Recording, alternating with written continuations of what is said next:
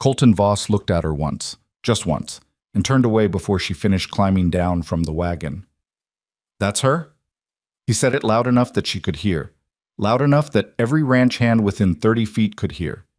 "That's what my father traded a water deed for?" Evelyn Hartwell stood in the dust of the Voss ranch yard with one boot still on the wagon step and her travel bag clutched against her chest.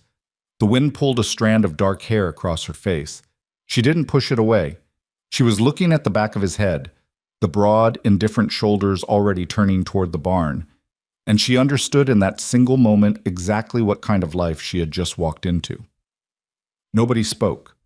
A few of the hands looked at the ground. One of them, young, sunburned, with a smirk he wasn't quite smart enough to hide, whispered something to the man beside him, and both of them laughed. Evelyn let out a slow breath through her nose. She stepped the rest of the way down from the wagon. If you've ever been dismissed before you opened your mouth, if you've ever stood in a room full of people who had already decided who you were, then you know exactly what she felt in that moment. You know the particular weight of it, the way it settles in your chest like a stone. This is the story of what Evelyn Hartwell did with that stone. Don't go anywhere. If this is your first time on this channel, subscribe now and hit the like button so you don't miss the stories we bring you every week. Drop your city and country in the comments right now so I can see just how far this story has already traveled. Stay until the very end, because the ending of this one will stay with you. The morning Evelyn left Harding, Montana, the small farming town where she had spent every one of her 28 years, her mother handed her a cloth sack with 3 jars of preserves inside it and said, "Don't make them regret taking you." Not, "I'm proud of you." Not, "You'll do fine." Not even, "Right when you get there." Just that. Don't make them regret taking you. Evelyn had put the sack in her bag without answering. She had kissed her mother on the cheek, and she had climbed into the wagon that the Voss family had sent for her, and she had watched Harding shrink behind her until the road curved around a stand of pine, and she couldn't see the grain elevator anymore. She had not cried. She wasn't sure if that was strength or just numbness, and she hadn't spent much time deciding which. The arrangement had been her father's doing, or rather, her father's debt. Thomas Hartwell had borrowed against the Northfield twice in 10 years, and the second time the bank had come calling, it was Gerald Voss, Colton's father, who had bought the note before the foreclosure could finish. Gerald was not a cruel man exactly, but he was a practical one, and his son needed a wife in the way that a struggling business needed a new line of credit. Not romantically, not urgently, but structurally. There was land to be managed, and an heir to be produced, and a family name to be carried forward, and those things required a wife the same way a barn required a roof. Evelyn had not been consulted. She had been informed. She was 28 years old and heavy-set, and had never been called beautiful by anyone whose opinion she trusted, and she had known, when her father sat her down at the kitchen table with his hat in his hands and his eyes on the floor, that this was the shape her life had taken. Not the shape she had imagined, not the shape she would have chosen, but she had said yes, not because she was obedient or soft or without a spine, though half of Harding had assumed all 3. She had said yes because she had looked at her father's face, at the hollowed-out quality of it, the shame that had cored him like a bad apple, and she had understood that some debts can't be paid in money alone. She had packed her books. She had packed her ledger notebooks. She had packed the 2 good dresses and the work clothes and the heavy boots her uncle had given her when she was 19 and had started helping him run his sheep operation north of town. She had not packed the preserves. Her mother had added those at the last minute, like an afterthought or an apology. The Voss Ranch was 3 hours north of Harding by wagon, past the tree line and into the wide, difficult country where the soil was harder and the wind didn't stop and the winters came early and stayed longer than felt fair. Evelyn had heard about it all her life. Everybody in the county had. The Voss family had been running cattle in that valley for 2 generations, and there had been a time, not so long ago, when the name Voss meant money and permanence and the kind of stubborn Montana success that people pointed to and said, "That's what this land can do if you work it hard enough." But that time had frayed. Everyone knew it, even if no one said it directly. The drought years had taken a toll. The markets had shifted. Gerald Voss had gotten old and sick, and Colton had come back from 4 years in Wyoming to find the empire smaller than he remembered, thinned out by bad seasons and older methods that no longer answered to a changed world. What Evelyn knew about Colton Voss, She had learned from other people's mouths, which meant she had to subtract for exaggeration and add back for malice. He was 34. He was not a patient man. He had a reputation for expecting people to keep up with him and not slowing down when they didn't. He had been engaged once to a woman from a ranching family in Billings, and whatever had ended that arrangement was not a story anyone told out loud. She had not allowed herself to be afraid of him. Fear was a luxury she couldn't afford on a wagon going north. What she had allowed herself was something closer to vigilance, an eyes open, hand steady attention to what was actually in front of her, rather than what she had been told to expect. What was in front of her, when the wagon finally rolled through the gateposts of the Voss Ranch, was a property that had once been grand and was now simply large. The main house sat back from the yard on a slight rise, 2 stories of timber and stone with a wraparound porch that needed painting. The barn was solid, recently repaired on one side. She could see the lighter color of the new lumber. The outbuildings were spread out in an arrangement that had probably made sense 20 years ago and now felt slightly haphazard, like a sentence that had been added to over time without anyone going back to edit the beginning. There were men in the yard, 8, maybe 10, doing the slow mid-afternoon work of a large operation, moving between buildings, checking on horses, carrying things from one place to another. They all stopped when the wagon came through, and Colton Voss was standing near the barn door with a coil of rope over one shoulder and a look on his face like a man who had been told something unpleasant and had decided to wait and see how unpleasant it actually was. Then he looked at her. Then he looked away. "That's what my father traded a water deed for." The rope went back over his shoulder, and he walked into the barn and the door shut behind him. Evelyn stood in the dust and the wind and the weight of it, and she did not let herself think about Harding or her mother's preserves or the shape her life had been before this moment. She looked at the ranch house. She looked at the yard. She looked at the one hand who hadn't quite managed to look away in time, the older one with the sun-creased face and the steady eyes, and she held his gaze until he gave her a small, almost invisible nod. She carried her own bag to the house. The housekeeper was a woman named Dora Pratt, who had been cooking and cleaning for the Voss family for 11 years, and who met Evelyn at the front door with the expression of someone who had been told to expect a headache and was determined to be polite about it anyway. "Your room is the second door on the left," Dora said. "Supper is at 6. Mr. Voss takes his coffee black and doesn't like conversation before 8 in the morning." "I'll keep that in mind," Evelyn said. Dora studied her for a moment with the frank, uncomplicated appraisal of a woman who had no patience for pretense. "You're younger than I expected." "I'm 28. "I know how old you are. I mean, you look younger than a woman who knows what she's getting into ought to look." She stepped back from the door. "Come in then. I'll show you the kitchen." The kitchen mattered. Evelyn had understood that before she arrived, and the kitchen she walked into confirmed it. A large, practical room at the back of the house with 2 windows facing the north pasture and a long table that could seat 12 and a wood stove that was running even on a September afternoon because the elevation made the nights cold enough to require it. There were shelves of dry goods, organized in a system that was Dora's and had been Dora's for 11 years, and a second room off the back where the cold storage was kept, and a door that led out to a kitchen garden that was mostly harvested now, but had the good bones of something tended with real attention. Evelyn looked at all of it. She looked at the account ledger sitting on the side table near the door, left there probably without thinking, the way people leave things they consult so often they stop seeing them. "May I?" she asked, and picked it up before Dora could answer. The numbers were not catastrophic. They were worse than that. They were quietly, steadily wrong in ways that no single bad year could explain. The operating costs had crept up over 4 years while the income line had held flat or dropped in 3 of those 4, and the pattern had the particular shape of a machine running on old decisions, each one made in good faith, none of them quite accounting for the way everything else had shifted around it. "Put that down," said a voice from the doorway. Colton Voss had the particular physical authority of a man who had spent his entire life outdoors doing heavy work, not the cultivated size of someone trying to look large, but the functional density of someone who simply was. He was dusty from the barn and not happy, and the look on his face when he saw the ledger in her hands was the look of a man who had caught someone going through his pockets. Evelyn put the ledger down. "I'm sorry, I should have asked. You should have left it alone." "You're right." She met his eyes. "I'm Evelyn." I know who you are. Then we've covered the introductions. She kept her voice even. Not cold, she couldn't afford cold, but level. The kind of level that communicates, I am not going to perform helplessness for your comfort. I'd like to understand how the household operates. Whatever you need me to learn, I'm ready to learn it. Something moved in his face. Not softness, more like recalibration, the slight adjustment of a man who had built an expectation and was encountering something that didn't quite fit it.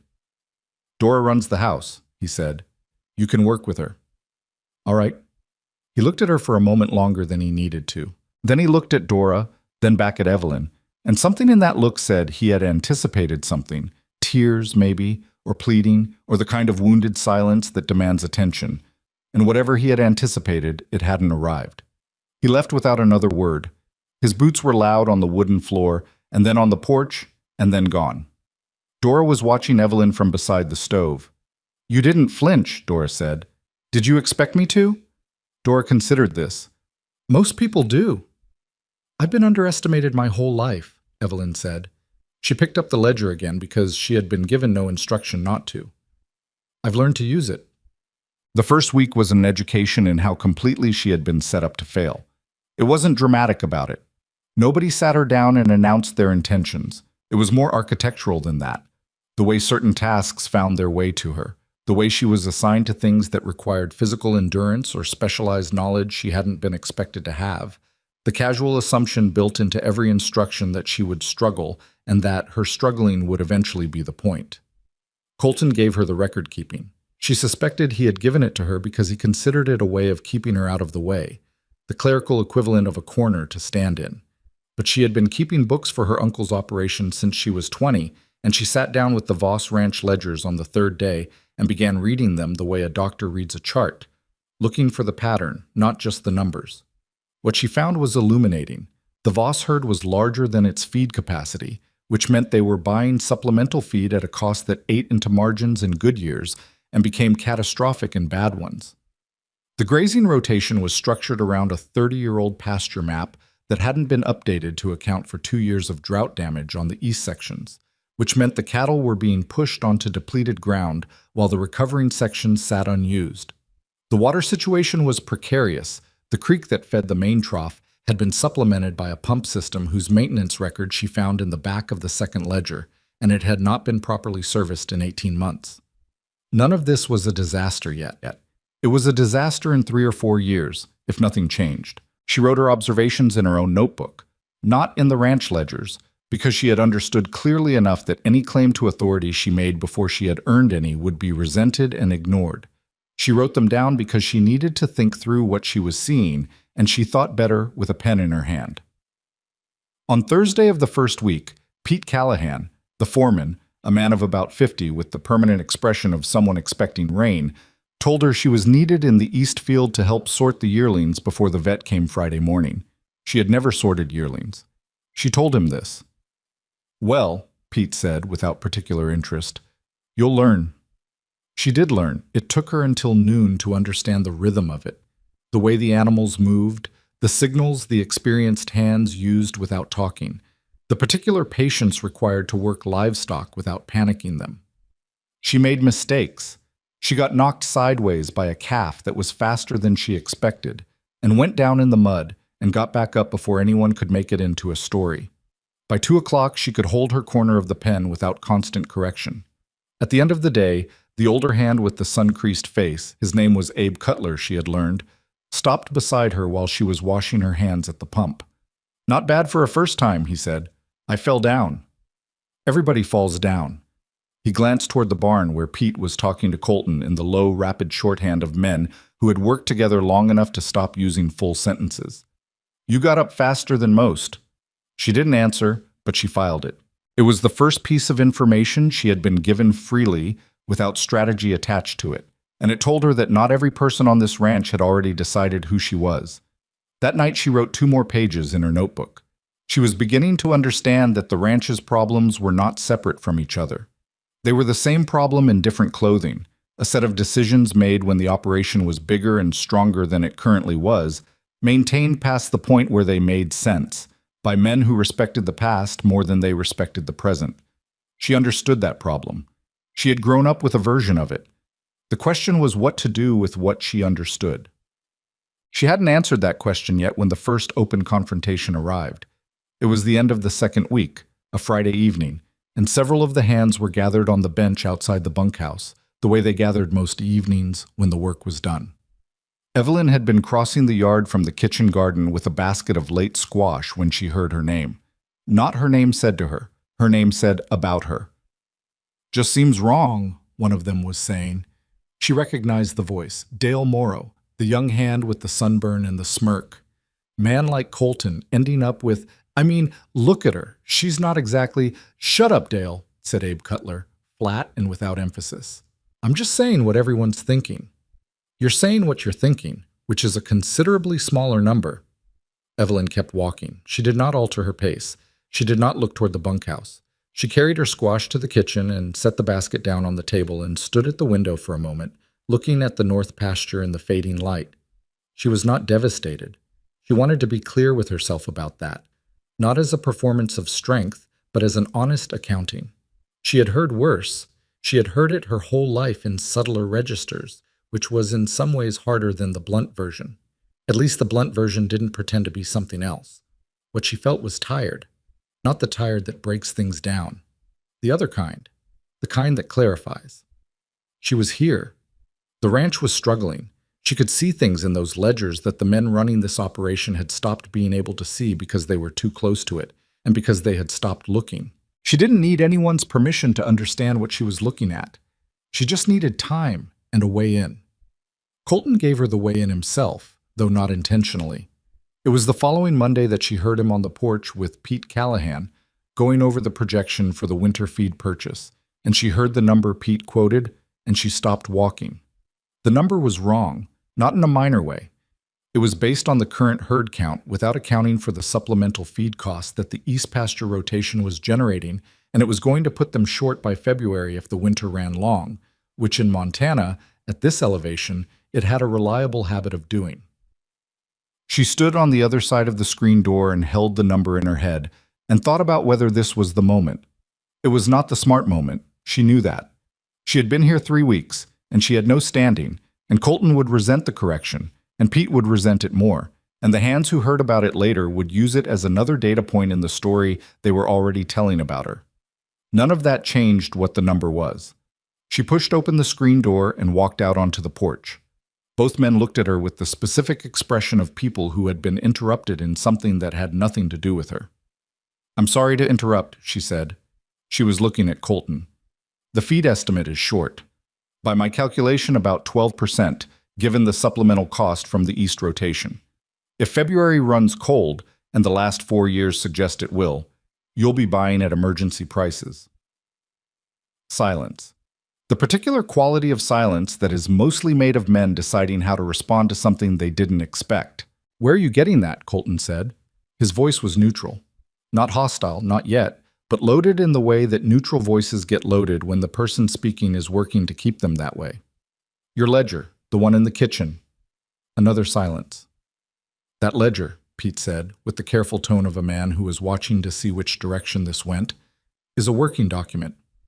"I know," Evelyn said. "I've been working with it." She looked at Colton when she said it. She watched something move behind his eyes. And it was not anger, or not only anger. It was something more complicated than that, and she didn't have a name for it yet, but she filed it the same way she had filed Abe Cutler's 2 words at the pump. Not bad for a first time. "I'll check your numbers," Colton said finally. It wasn't an invitation. It wasn't a thank you. It was the most grudging form of not dismissing someone that she had ever witnessed, and she took it for exactly what it was. A door, barely open, the width of 1 careful inch. She went back inside. She set the table for supper. She had 3 weeks behind her and a long winter ahead, and she was not at the end of anything. She was at the beginning of it, which was harder in some ways, and in other ways the only place she had ever known how to stand. Colton checked her numbers that same evening.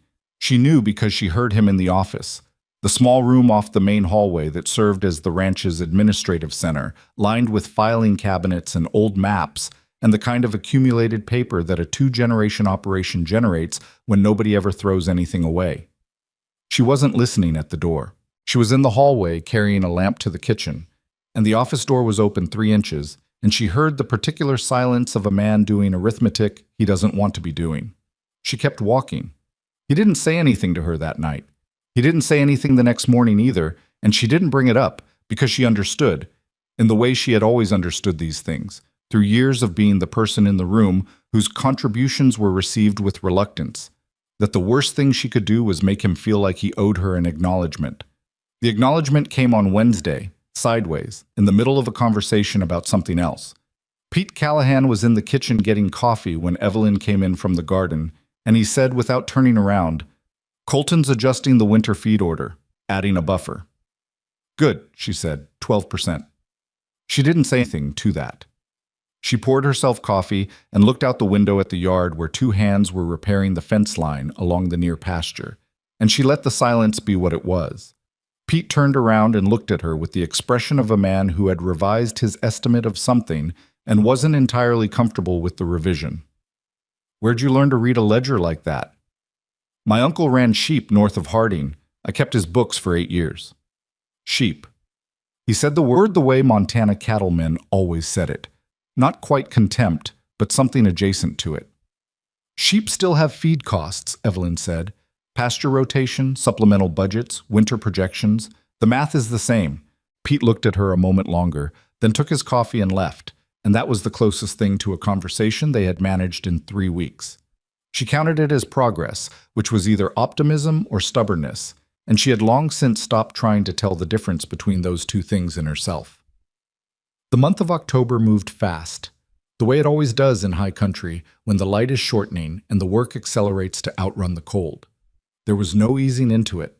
The cattle had to be brought down from the summer range before the first heavy snow closed the high passes, and that meant every hand on the property working 12-hour days in weather that couldn't make up its mind between autumn and winter and kept lurching between the two. Evelyn worked alongside them. She had not been asked to. Nobody had handed her a schedule that included riding out to the high range, but she had listened to the conversations at supper, and she had understood that they were short. One of the younger hands had gone home to his family in Billings after his father got sick, and nobody had replaced him yet. And she had her uncle's old stock horse brought up from Harding because she had asked Dora who to ask, and Dora had told her without making it into a negotiation. The morning she rode out with the gather crew, Dale Morrow looked at her horse and then at her and said, "You ride?" "Since I was 9. He didn't have an answer for that, which was the first time she had seen him without one. She filed that too. The gather was brutal in the way that all large-scale cattle work is brutal. Not dramatic, not cinematic, just relentlessly physical and demanding in ways that compound over hours. Evelyn was not the fastest rider. She was not the most technically skilled hand on the range. What she was methodical. She didn't make the same mistake twice. She read the terrain the way her uncle had taught her to read it, not as scenery, but as information.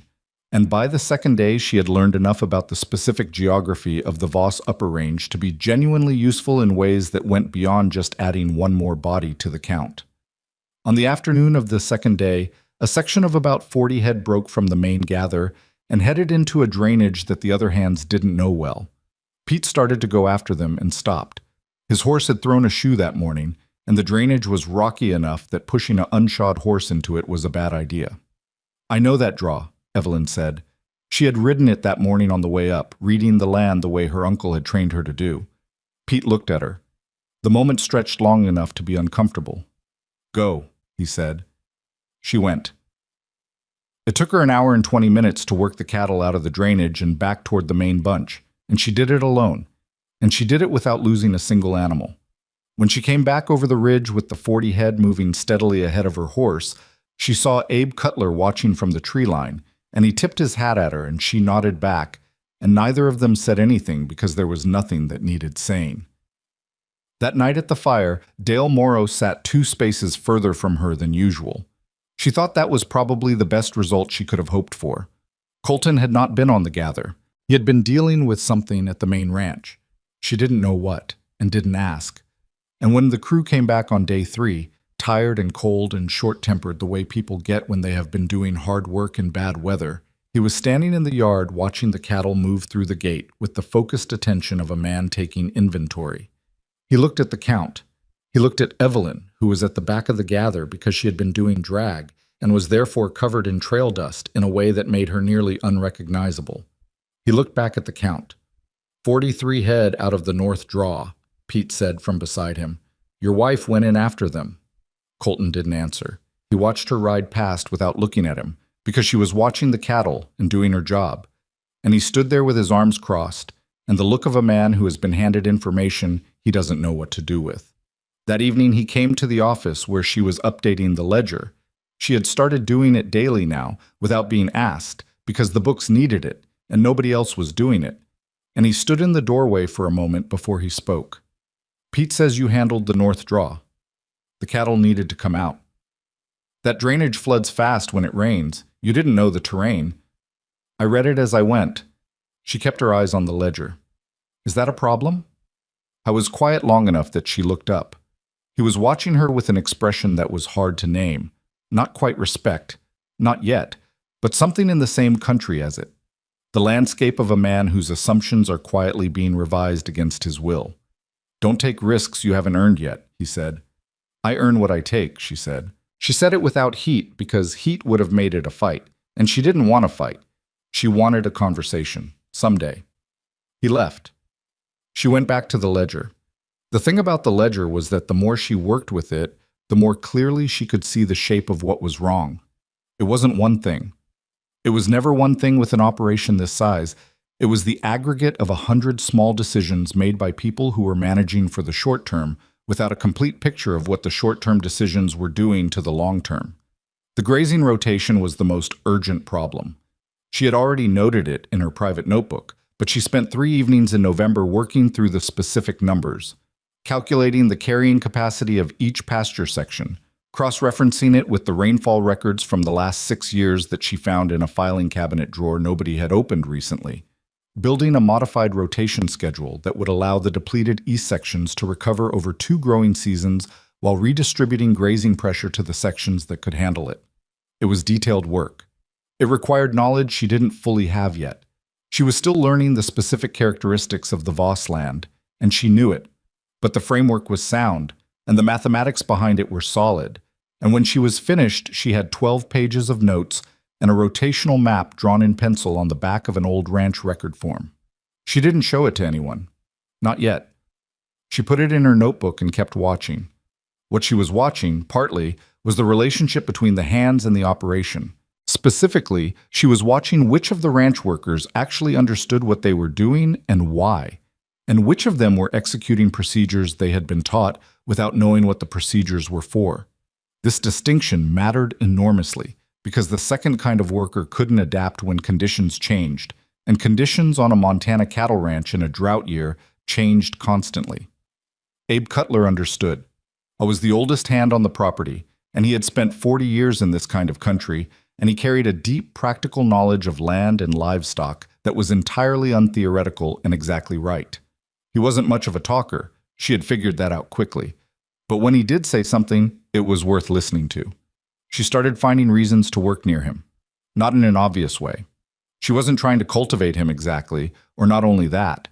She was genuinely curious about what he knew, in the way she had always been curious about people who had learned things through sustained contact with the real world rather than through instruction. Her uncle had been that kind of man. It was a type she recognized and respected. Abe knew the Voss land the way he knew the back of his own hand.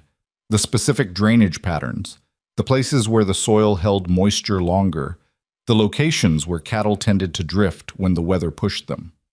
He knew which sections had been overgrazed in which years and what the recovery looked like. He knew things that weren't written anywhere because he had never written them down, because nobody had ever asked him to. She started asking him. It took time. I was not a man who opened easily to direct questioning, and she had enough sense not to come at him with a notebook in her hand, asking him to perform his expertise for her. She asked sideways. She asked while they were doing other things.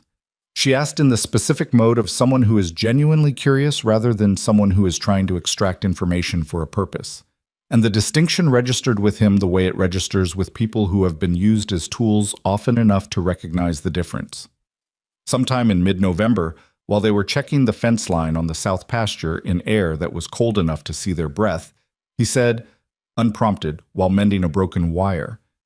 The south section doesn't need the rotation you put in the record book. She stopped. You saw that? Pete keeps the working records on the shelf in the barn. He didn't look up from the wire. I look at what's there. And? And the south section has a spring feed underground. Doesn't show on the maps because it's been 40 years since anyone drew them. Soil stays more active than it looks. You could graze it heavier than you've got it scheduled. Evelyn looked at the ground under her feet, which looked exactly like the ground everywhere else in this part of the pasture. She thought about what it meant that this man had been here for as long as he had, and that none of what he knew was written down anywhere. What else isn't on the maps? She asked. He looked at her then. A direct look, the kind that takes the measure of a person. Lot of things, he said. You got time? She had time. She made time. Over the next 3 weeks, in the margins of everything else she was doing, she walked sections of the Voss Ranch with Abe Cutler while he talked, and she listened and took mental notes that she transferred to her private notebook every evening. It was an education worth more than anything she could have found in a book, and she knew it, and she was grateful for it in a way that she didn't articulate to him because he wasn't the kind of man who needed articulation. What she was building, she was beginning to understand, was a map, not just of the land, but of the operation. How it actually functioned underneath the official version of itself, where the real knowledge lived and where the real vulnerabilities were. In December, the first hard cold hit. It came in fast, the way it does in northern Montana, a 3-day drop from temperatures that had been manageable to temperatures that were not, driven by a wind out of Canada that didn't apologize for itself. The thermometer outside the kitchen door read 12 below on the second morning, and that was before the wind. The cattle in the east pasture were in trouble. Evelyn had flagged this in the rotation schedule she had submitted to Pete 3 weeks earlier. The east section had inadequate windbreak cover for a hard winter, and the cattle that had been moved there were going to be exposed. Pete had looked at her schedule, said he'd think about it, and moved on to something else. He had not moved the cattle. She found out about the situation the hard way. She was up before dawn checking the kitchen water line, which had frozen, and she heard the cattle from the east pasture, and she knew what that particular noise meant.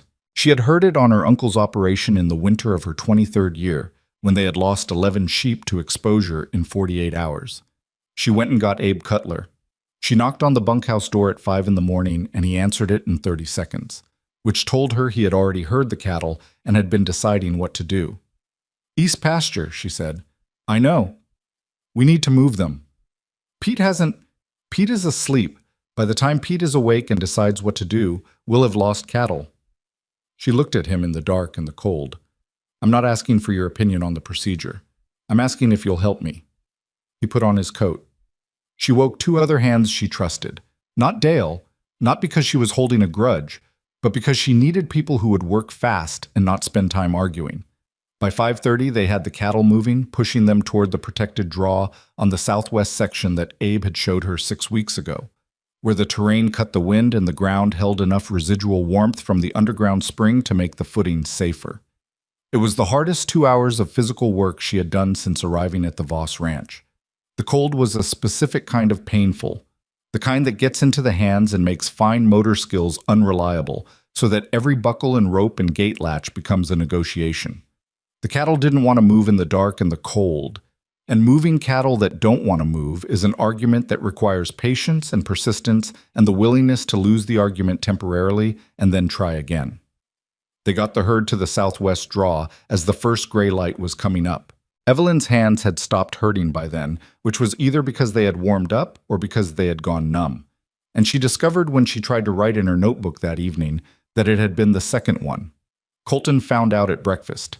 He came into the kitchen and Pete Callahan was already there, and Pete said, "The east herd's in the southwest draw," with the particular tone of a man reporting something he had not authorized and wasn't sure how to categorize. Colton looked at Pete. Then he looked at Evelyn, who was at the stove making coffee because her hands had thawed enough to manage it and because she needed something to do while she waited for this conversation. "Who gave the order?" Colton said. "I did," Evelyn said. She turned around. "The east section has no windbreak. The temperature dropped to 12 below. I've seen cattle die in those conditions in 48 hours. I moved them to the southwest draw." "You moved them." His voice was flat in a way that was hard to read. Without authorization. There wasn't time for authorization. There is always time. There isn't. She kept her voice even. This was the moment she had known was coming, and she had decided how she was going to handle it, and she was not going to deviate from that decision because of the look on his face. I've seen what happens when cattle get caught in a hard cold without shelter.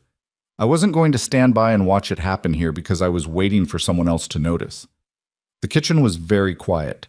Pete was looking at his coffee. Dora had found a reason to be in the back room. Colton looked at her for a long moment. The kind of look that is actually two looks happening at once. The surface one of a man who has been acted around and the deeper one of a man who is doing arithmetic he doesn't want to do.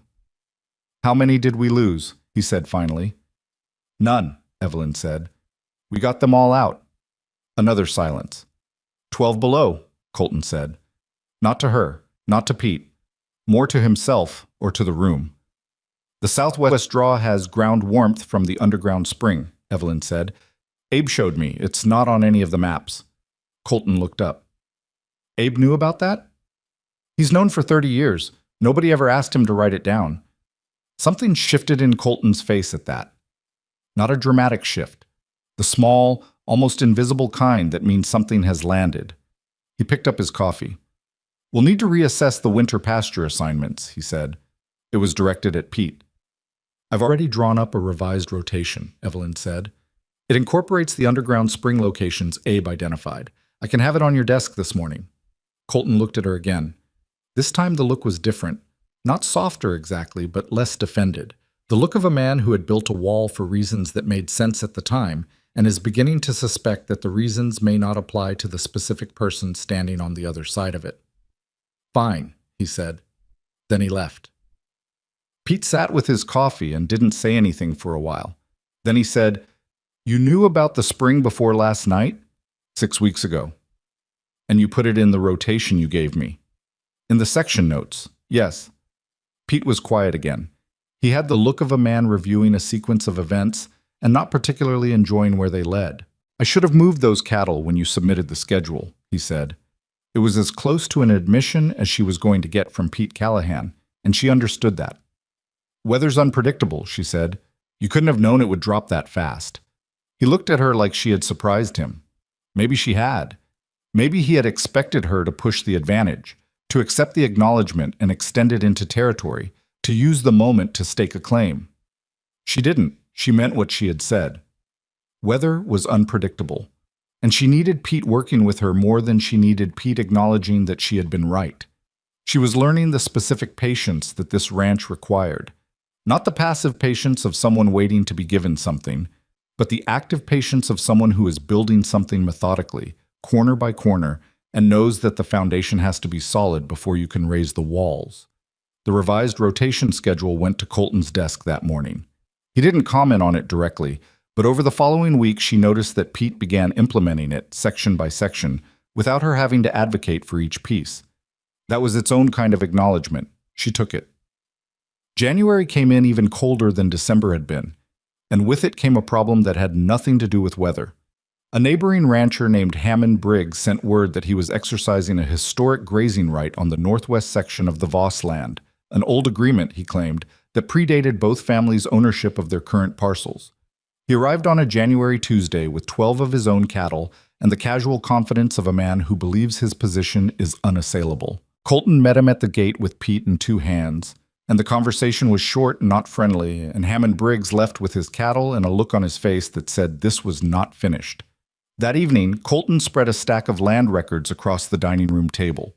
Old documents, some of them handwritten, going back 40 years, and was going through them with the increasingly frustrated expression of a man looking for something he can't find.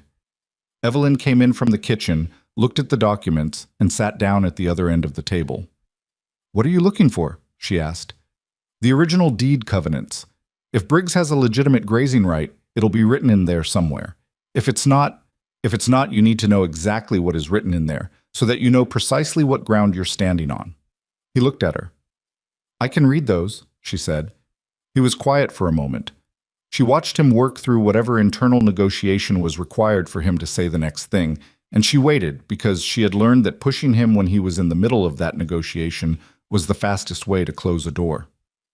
"All right," he said. She spent 4 hours that night going through the deed covenants and the original land survey records and the chain of title documents that went back to the Voss family's first acquisition of the property. She was not a lawyer. She didn't understand all of the legal language, and she didn't pretend to, but she could read carefully, and she could track a document's internal logic, and she could identify where something was missing or inconsistent.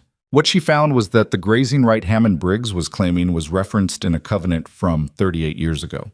But the covenant had a sunset provision, a specific, unambiguous clause that terminated the right after 30 years or upon change of ownership of either parcel, whichever came first. The Briggs family had bought their property 16 years ago. The right had not existed for 16 years. She brought the document to Colton at 11 o'clock at night. He was still at the table working through his own portion of the records. She put the covenant in front of him and put her finger on the sunset clause. He read it. He read it again. Then he sat back in his chair and rubbed his face with both hands, in the way people do when they have been holding tension for hours and something has just released it. 16 years, he said. He either knows and is testing whether you know, Evelyn said, or he genuinely believes the right still exists and has never looked at this document. Which do you think? She considered it. I think a man who arrives with 12 cattle and that kind of confidence has done some research. I think he looked far enough to confirm the right existed and stopped there. Colton picked up the document. He held it and looked at it for a long moment. You found this in 4 hours, he said. It wasn't quite a question. I read quickly and I looked for inconsistencies. She paused. My uncle had a boundary dispute with a neighbor when I was 24. I spent 3 weeks in the county records office. You learn what to look for. Colton put the document down. He looked at her in the lamplight with an expression she hadn't seen on him before. Not the guarded, appraising look that had been his default since her arrival, and not the flat neutrality he used when he was managing his reactions. This was something more unguarded than either of those things, something that looked almost like a man seeing something clearly for the first time. Evelyn, he said. She waited. He opened his mouth and then closed it again, and whatever he had been about to say, he put it somewhere else instead. I'll send word to Hammond Briggs tomorrow, he said, with a copy of this clause. He'll have an attorney look at it, she said. If the attorney confirms what this says, he'll back down. If he doesn't back down, then we'll have our own attorney. He nodded slowly. Yeah. She stood up from the table. Good night, she said. She was at the doorway when he spoke again. The cattle, he said. In December, the Southwest draw. He paused, and she could hear him choosing words with the careful deliberateness of a man who doesn't say things like this easily. That was the right call. She turned around. He was looking at the document on the table rather than at her. I know, she said. Not to be difficult, not to score a point, just because it was true, and she had stopped apologizing for knowing things. She went upstairs. She sat on the edge of the bed in her room and looked at the dark window and listened to the wind outside. The serious Montana wind of deep winter, the kind that makes the house groan and reminds you of how much is required just to stay in place. She was not happy, exactly. Happiness felt like the wrong word for what she was. But she was in the middle of something, building something, learning something, becoming someone who was not who she had been when she stepped down off that wagon in September with her travel bag clutched against her chest and a man's dismissal landing on her like a stone. The stone was still there. She hadn't put it down. She had just found out gradually what it was good for. Outside, the wind pushed against the walls of the Voss Ranch house, and the house held, and inside it, in the lamplight of the front office, Colton Voss sat alone at the table with an old document in his hands, and the specific expression of a man who is beginning to understand that what he thought he knew and what is actually true are not, in every respect, the same thing. Hammond Briggs backed down in February. Not gracefully. Men like Hammond Briggs didn't do anything gracefully when they were wrong. They did it quietly, through attorneys and paperwork, and the specific silence of someone who has decided that the cost of continuing is higher than the cost of stopping. His lawyer sent a letter acknowledging the sunset clause. The letter used careful language that didn't quite admit error, but the meaning was clear enough. The grazing claim was withdrawn.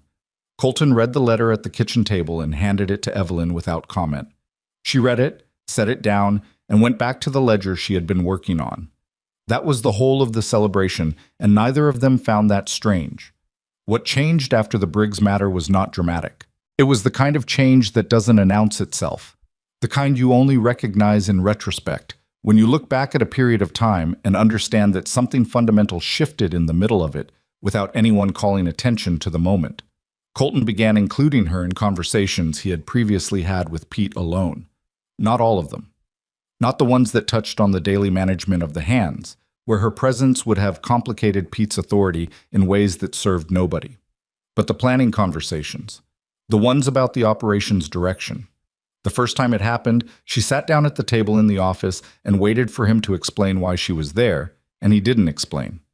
He spread the spring planning documents in front of her the same way he spread them in front of Pete, and he started talking about the calving rotation, and she understood after a moment that the explanation wasn't coming because he had decided it wasn't necessary. She didn't remark on it. She just engaged with the material. Pete noticed. Pete noticed everything that happened in the operational structure of the Voss Ranch, because he had been the one managing that structure for 7 years, and he felt every adjustment to it, the way you feel a change in the air pressure before weather. He didn't say anything to Colton. She was fairly sure of that. What he did was begin talking to her more directly. Not warmly, not yet, but practically. He would bring her questions about the ledger, or about the rotation schedule, or about the feed projections, with the flat efficiency of a man who has decided that someone knows something useful and that the most sensible thing to do is use it. She worked with that. She was careful not to position herself above him, because that would have been both wrong and stupid. Pete Callahan knew things about running a cattle operation that she was still learning, and she knew it, and being honest about what she didn't know was the only way she had ever found to get people to trust her with what she did know. Spring came late to that valley, as it usually did. March was still winter by any reasonable definition, hard ground and gray sky. And the cold that had settled so deeply into the landscape that even a 50-degree afternoon felt like a concession rather than a thaw. But the cattle had come through, the revised rotation, the southwest draw, the feed buffer she had flagged in October. Together, those things had carried the herd through the hardest stretch of winter with losses so low that Pete read the end-of-season count twice to confirm it. 12 head, he told Colton in the office, on an afternoon in late March that was cold enough to see your breath inside the building. Over the whole winter, last year we lost 31. Colton didn't say anything for a moment. Then he said, "What changed?" Pete looked at the surface of the desk. "Management decisions," he said. The particular inflection of a man giving the most accurate answer he can without being more specific than he has to be. Colton looked at him. "Whose?" "Some mine," Pete said. "Some hers." The hers hung in the air of the office for a moment, and then Colton nodded slowly, and that was all that was said about it. Evelyn heard this account from Abe Cutler, who had been in the barn adjacent to the office window and had not been trying to overhear anything. She didn't know what to do with it exactly, so she wrote it in her notebook and kept going. The trouble that spring came from a direction she hadn't anticipated, which was the direction trouble usually came from. Her name was Margaret Hollis, and she arrived in April with a buggy and a hat that was too fine for the mud, and a way of looking at the Voss Ranch property that Evelyn recognized immediately as the look of someone taking inventory.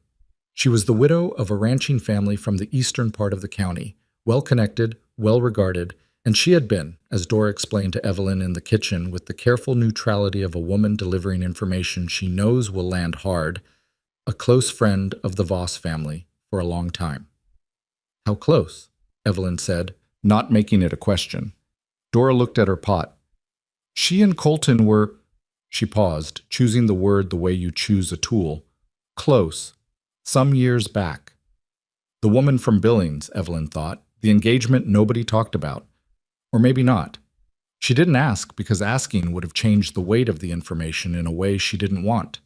What she did instead was go about her work. Margaret Hollis stayed 3 days.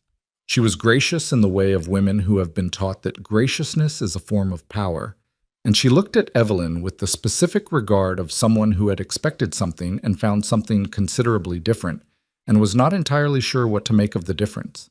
She was not unkind. She was precise. She asked questions that were shaped like compliments, about the house, about the arrangements, about how Evelyn was managing, and underneath each question was a measurement.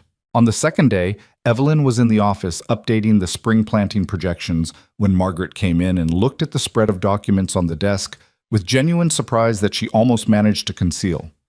"You keep the books?" she said. "Among other things," Evelyn said. Margaret looked at the documents more carefully. "These are operational projections." "Yes." "For the whole ranch?" "Yes." Margaret was quiet for a moment. She was recalibrating. Evelyn could see it, the way a person's face changes when they are revising an estimate they had felt comfortable with. "Colton always said he'd never let anyone else touch the books," Margaret said. "It was offered without particular effect, but the content of it was aimed." "People change their minds," Evelyn said pleasantly, and turned back to the projections. Margaret left the next morning, 2 days earlier than planned. She embraced Colton on the porch with the ease of old familiarity and said something in his ear that Evelyn didn't try to hear. Whatever it was, Colton's face didn't change much. He watched the buggy go down the drive and then came inside and poured coffee and stood at the kitchen window and said, without looking at Evelyn, "She said you were impressive." "That's generous of her," Evelyn said. "She doesn't say things she doesn't mean." "Then I'll take it as a compliment." He looked at her then. The look had something in it she hadn't seen before, a question he wasn't asking directly, or maybe a statement he hadn't yet found the form for. "You didn't ask about her," he said. "It wasn't my business." "Most people would have asked." "I'm not most people," she said. She said it without any particular emphasis, the way you say a thing that is simply true. Colton was quiet for a moment longer. Then he finished his coffee and put the cup in the basin and went back out to the yard. And Evelyn looked at the space he had occupied and then went back to the projections. What she was building that spring, in addition to everything operational, was something she didn't have an exact name for. It was not a friendship with Colton. Friendship required a kind of ease that they hadn't arrived at yet, and she wasn't sure they would. But it was something. A working knowledge of each other, maybe. The beginning of a shared language built from months of difficult proximity, from the specific lexicon of a place and its demands. He had started asking her opinion on things. Not always, and not on everything, but with enough regularity that she had stopped finding it surprising. He would bring her a problem, a supplier issue, a boundary question, a decision about equipment, and he would present it the way he presented things to Pete, directly, without preamble, expecting engagement rather than deference. And she would engage with it, and he would take what she said seriously in the way that means actually thinking about it, rather than waiting for the person to finish talking. It was not equal. She understood that. There was still a hierarchy on the Voss ranch, and she was not at the top of it and had no expectation of being there. But she was in the conversation. That was more than she had been when she stepped off that wagon, and she had learned to measure progress in the units that were actually available to her. May brought warmer ground and the beginning of the calving season and a problem with the creek. The water level in the main creek had been dropping since early spring. She had noticed it first in February, a slight decrease in the flow rate at the main trough intake, and had flagged it in the operations log without understanding yet what was causing it. By May it was undeniable. The creek was running at roughly 60% of its normal spring volume, and the cattle in the south and west sections were noticing. Colton noticed it too and was already frustrated about it before she brought it up. "Dry winter," he said. "Snowpack was down." "That explains some of it," she said. "Not all of it. 60% flow with last winter's snowpack doesn't compute. We should check upstream." He looked at her. "That's Fenner Land upstream." Carl Fenner. She had heard the name in enough passing references to have assembled a rough picture. A rancher in his late 50s, neighboring property to the north and east. Not friendly with the Voss family in the specific way of men who have overlapping interests and divergent views of how those interests should be managed. "I know," she said, "but the numbers don't explain themselves." They went upstream. Not together. Colton took Pete and rode north along the creek bank on a Thursday morning, and Evelyn stayed at the ranch because she was needed for the calving rotation. But she had given Colton a sketch of what to look for.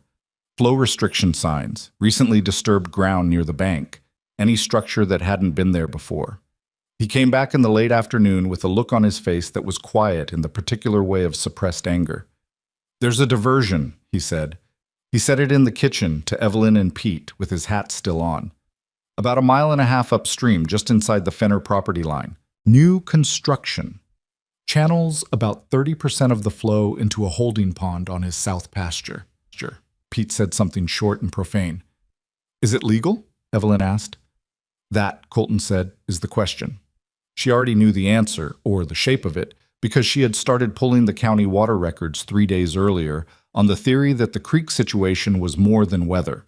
She had the records on the desk in the office, not because she had known about the diversion, but because she had understood that water problems in this part of Montana were rarely purely natural, and she had wanted to understand the legal framework before anything else came to light. The water rights on this creek were allocated in 1887, she told them. The Voss family has a senior appropriation, first in time, first in right. Any diversion upstream that reduces your flow is a priority violation, assuming your appropriation covers the volume you're losing. They both looked at her. I've been reading the county records, she said. I can show you. She showed them. The documents were complex, so water law in Montana was always complex, built up over a century of competing claims and legal interpretations and court decisions that modified previous court decisions. But the core of the Voss position was solid. The senior appropriation predated the Fenner family's acquisition of their property. If the diversion was reducing the Voss water supply below the appropriated volume, Carl Fenner was in violation of priority law. We need an attorney, Pete said. Yes, Evelyn agreed. But before the attorney, you need documentation.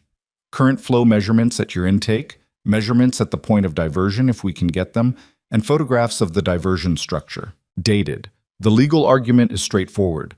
What takes time is the evidence. Colton was watching her in a way that had become familiar to her over the months.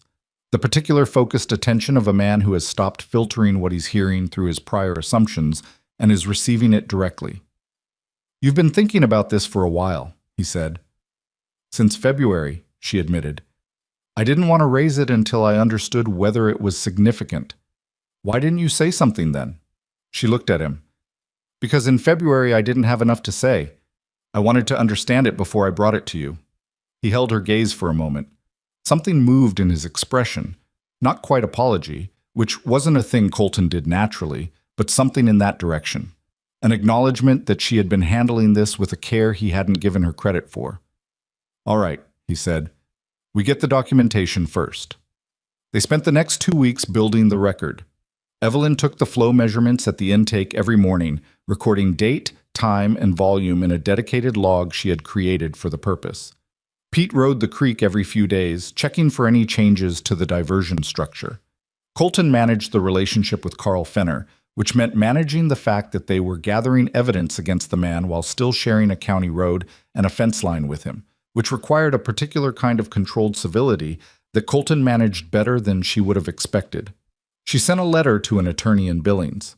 Not on her own authority, she drafted it and gave it to Colton, and he read it and signed it. The attorney's name was on the back page of an old legal document in the filing cabinet. The Voss family had used her once before, on a boundary matter in the early years of the operation. Her name was Clara Webb, and she wrote back within a week with an assessment that confirmed everything Evelyn had laid out and added 3 points of case law that strengthened the position. The letter to Carl Fenner went out in mid-June. Clara Webb drafted it, formal, precise, legally grounded, with the water rights documentation attached, and a demand that the diversion be removed or modified to restore the Voss appropriation volume within 30 days. Carl Fenner's response was not the response of a man who had made an honest mistake. He sent his own attorney's letter, claiming that the diversion was within his legal rights under a secondary appropriation that he argued had been improperly subordinated in the original 1887 allocation. It was a complex legal argument, and it might or might not hold up in front of a judge. But more importantly, it was the argument of a man who had been planning this for longer than a season. He had not built that diversion impulsively. He had built it knowing there would be a challenge, and he had prepared for the challenge. Evelyn read Fenner's attorney's letter 4 times and made notes in the margins. He's been planning this, she said to Colton that evening. They were both in the office, the letter and the counter document spread between them.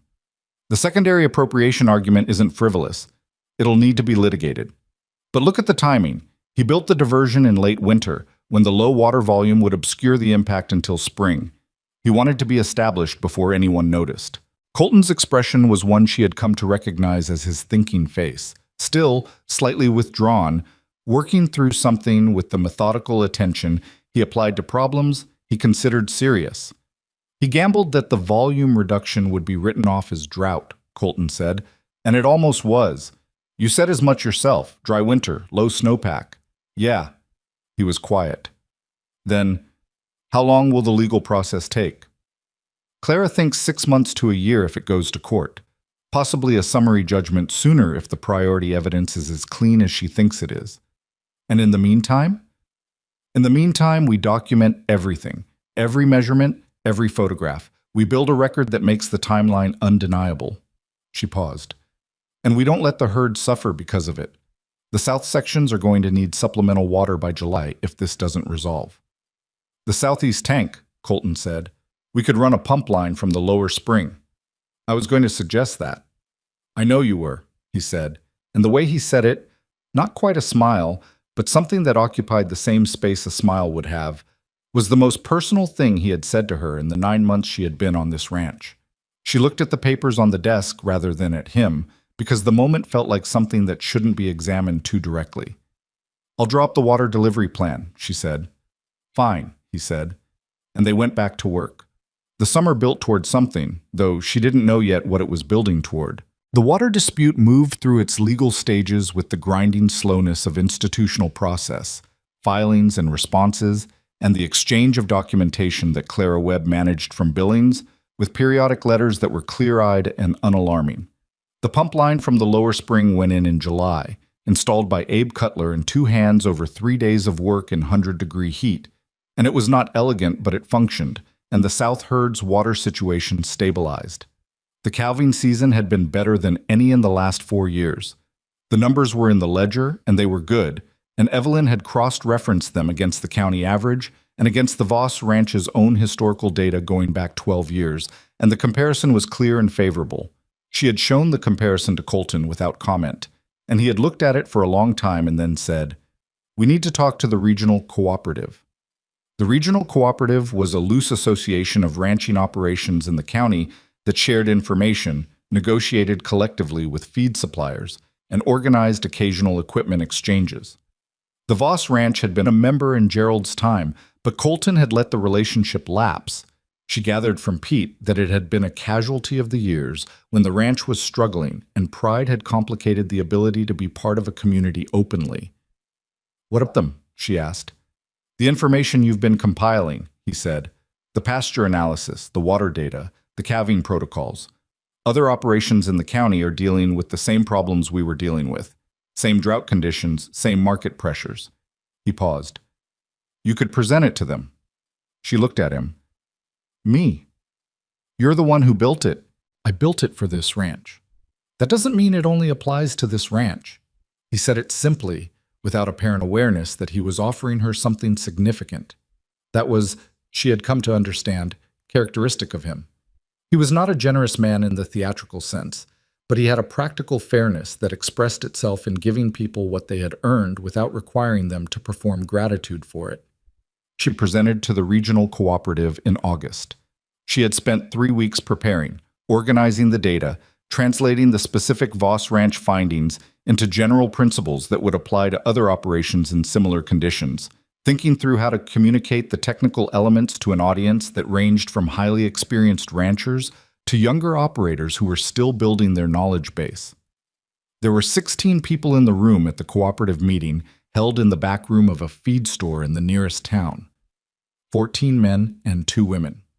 She knew some of them by name, some by reputation. She knew that most of them had heard she was Colton Voss's wife and had some version of an expectation based on that information. She stood up in front of them and talked for 40 minutes. She covered the pasture rotation methodology, the water management findings, the winter calving protocols, the documentation practice that had been decisive in the Fenner water dispute. She answered questions. She answered some of them in detail that required the questioner to revise their follow-up question. There was a rancher in the back row, older, weathered, with the skeptical face of a man who had heard many presentations and forgotten most of them, who stopped her halfway through the water section and said, "Where'd you learn water law?" "County Records Office," she said. And a good attorney. You read that stuff yourself? The appropriation documents? I did. He looked at her for a moment. Huh, he said, and sat back, and didn't interrupt again. Colton had come. He sat in the second row, and he didn't say much, and he didn't need to. And when she looked at him once, not for reassurance, just in the general sweep of the room, his expression was the one she had begun to recognize as his version of quiet satisfaction. Not pride, exactly. Something more guarded than pride. An acknowledgement, private and unspoken, that what was happening in this room was something he had been part of building. She drove home with him in the wagon, in the late afternoon light, and they didn't talk much, but the silence was a different quality of silence than what she had lived with for the first months of the marriage. There was no hostility in it. There was no distance. There was just two people tired from a full day, sitting close enough in the wagon seat that their arms occasionally touched, neither of them moving away. She filed that too. The fire came in September. It came out of the northwest, which was the direction fire came from in that country, pushed by a wind that had been building for 2 days before the smoke was visible, fed by a summer of dry grass and drought-cured brush that burned away old paper burns, fast and complete. By the time the smoke column was visible from the Voss ranch yard, it was already substantial. Colton read it in the same moment she did. They were both in the yard. She had been crossing from the barn to the house. He had been coming out of the bunkhouse with Pete, and they both stopped and looked northwest at the same time. How far? She said. Not a question. 8 miles, maybe less. He was already calculating. She could see it.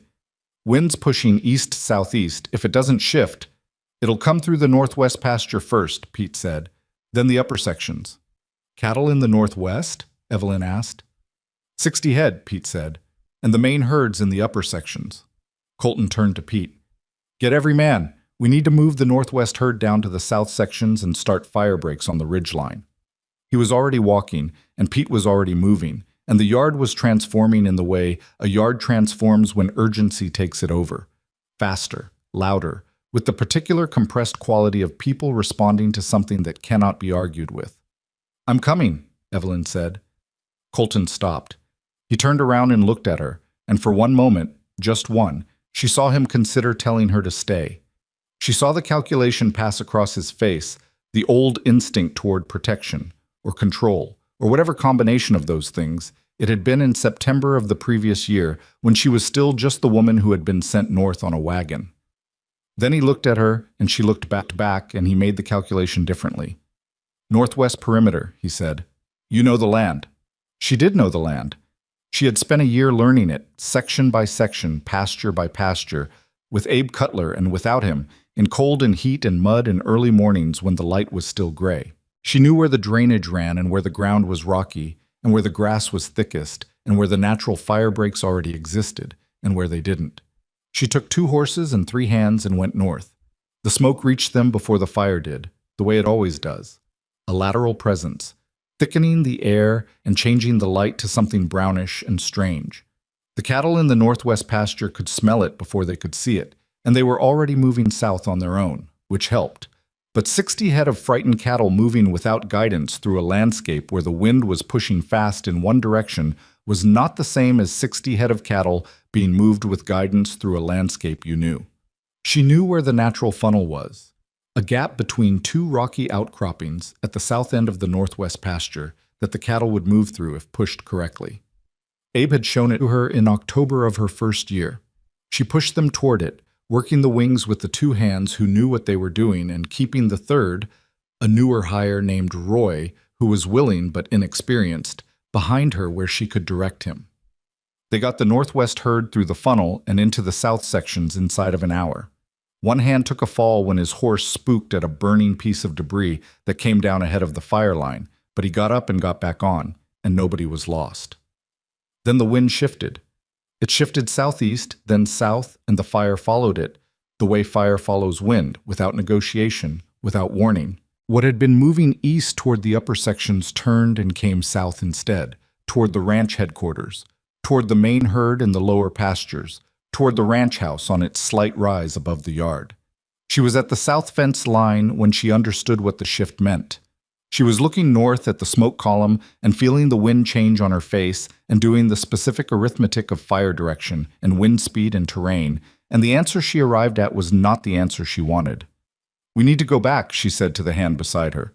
It was Roy, 17 years old and scared, though he was managing the scared well enough. "Mr. Voss is in the upper section, which is no longer where the fire is going." She was already calculating the approach. The main herd in the lower pastures was between the new fire line and the headquarters. If the herd panicked and ran in the wrong direction, they'd lose both the cattle and potentially the structures. "We need to get to the lower pasture ahead of the fire. That puts us between—" "I know where it puts us." She looked at him. "You can go to the headquarters. Wait there. I won't blame you." Roy looked at the smoke. He was 17, and he had $200 in wages saved, and he had not signed up for anything like what was currently happening. His face went through several things in quick succession. "I'll go with you," he said. She went. The lower pasture was chaos by the time they got there. The main herd was already moving, pushed by the heat and smoke, and they were moving northeast, which was directly toward the worst of the fire path. She and Roy and the one remaining hand came in from the west and started pushing them south, hard, faster than was ideal, without the patience she would normally have brought to moving a spooked herd, because patience was not available in this particular situation. It was the most physically demanding work of her life. The smoke was serious now, the kind that gets into your lungs and makes coherent thought harder, and the cattle were responding to the fire with the collective electrical panic of large animals in danger, which is different from individual panic in the way that a crowd is different from a person. She worked the edges. She kept moving. She fell twice. Once when her horse stumbled, once when a steer cut sharply across her path and caught her shoulder. She got up both times. They got the main herd south into the protected draw on the southwest section where the underground spring kept the ground damp and the grass less combustible. The draw held. The fire reached the edge of it and moved around it the way fire moves around things it can't consume as easily. And then she couldn't get out. The fire had closed the route back to the headquarters from the south side of the draw, moving faster in the dry brush than she had calculated.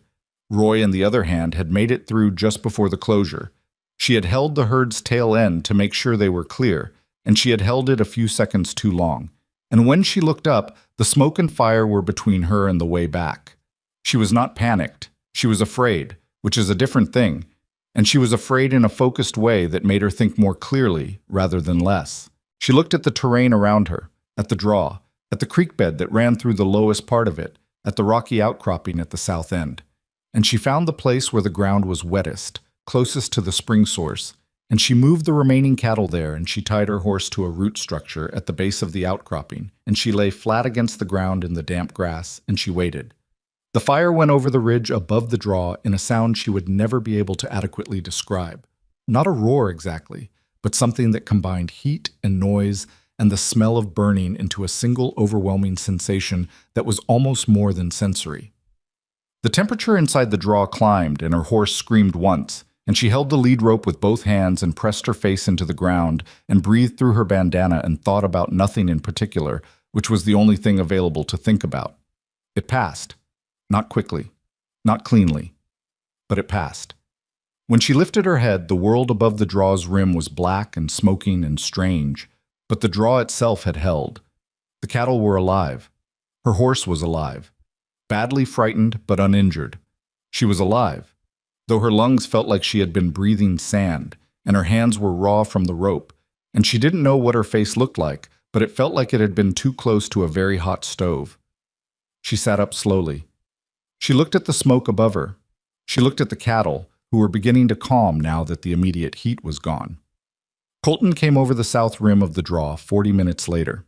He had come down from the upper sections when the wind shifted and had understood what the shift meant and had ridden hard to find her. So she learned this later from Roy, who described the expression on Colton's face when he couldn't find her at the headquarters as something Roy would rather not see again. He came over the rim on horseback and pulled up when he saw her, sitting against the base of the outcropping with her back to the rock and her legs stretched out in front of her. He looked at the cattle. He looked at the draw. He looked at her. He dismounted. He walked across the draw, and he crouched down in front of her, and he looked at her face with an expression that was nothing like any expression she had seen on him before. It was stripped of all the layers he usually kept in place. No calculation, no management, no controlled neutrality. Just a man looking at something he had been afraid of losing and finding it still there. "You're burned," he said. His voice was rough from smoke or something else. "Superficially," she said. "I was close to the damp ground." He looked at her hands, at the rope burns across her palms. He took both her hands in his and held them without saying anything, and she let him, because it seemed necessary, and because she was too tired to establish distance she no longer felt. "The herd?" she asked. "Most of them." His thumbs moved slightly across the back of her hands. "Roy says you moved the main herd south by yourself. Roy and the other hand were there. Roy says you held the tail end to make sure they got through, and that's why you were cut off." She didn't answer that. "Evelyn." He said her name the way people say a name when they don't have the words for what they actually mean, but they need to say something that will hold the place of it. "I'm all right," she said. "The ranch is all right." She looked up at him, at the smoke-darkened sky behind his head, at his face in the strange light that a burned landscape gives off in the hours after fire. "We need to assess the damage before dark." He looked at her for a moment longer. Then he stood up, and he helped her stand up, and he kept his hand on her arm longer than was necessary for balance, and she didn't move away from it. They walked out of the draw together, into the black and smoking land that had been the Upper Voss Ranch, and they began the work of understanding what remained. The damage assessment took 3 days. Evelyn did most of it on foot, walking the burned sections with a notebook and a measuring tape, and the kind of methodical attention that is the only useful response to a large loss. Her face healed faster than expected. The burns were superficial, as she had told Colton, though the skin around her jaw and left cheek stayed tight and tender for 2 weeks in a way that reminded her, every time she turned her head, of the 40 minutes she had spent pressed against the ground in the southwest draw. She didn't talk about those 40 minutes. There didn't seem to be a useful way to talk about them, and she was not a woman who processed things out loud. She wrote some of it in her notebook late at night. Not the fear exactly, but the specific texture of the experience. The quality of the silence after the fire passed. The way the cattle had settled when the heat dropped. She wrote it because writing it helped her put it somewhere, and she needed it somewhere other than the front of her mind, where it kept surfacing at inconvenient moments. The numbers, when she had them, were serious but not catastrophic. The fire had burned approximately 400 acres of the upper and northwest sections. Grazing land mostly, with some timber on the upper ridge that was a loss in terms of windbreak value more than anything else. They had lost 11 head of cattle outright, mostly older animals that had been too slow in the initial movement. 3 fence lines were completely destroyed. The Northwest Pasture's water infrastructure, a pump and trough system that was newer, installed 2 summers ago, had survived because it was metal and had been in a low spot. The fire moved around. 11 head. She had written that number and looked at it for a long time. Against the main herd, it was a manageable loss. Against what it could have been, without the movement to the southwest draw, it was a different kind of number entirely. She didn't put that second calculation in the official record. It would have seemed like she was making an argument for herself, and she didn't need to make arguments anymore, or was learning not to. Colton walked the burned sections with her on the second day. They went mostly in silence, which was their most functional mode when there was something real to look at, and she showed him what she had documented and explained her assessment of the recovery timeline. Burned grazing land in this part of Montana came back.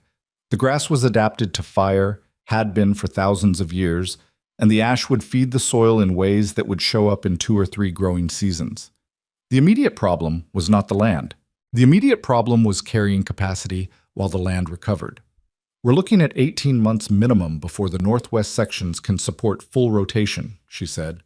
They were standing at the edge of the burn line where the black ground met the unburned grass in the specific sharp border that fire always makes.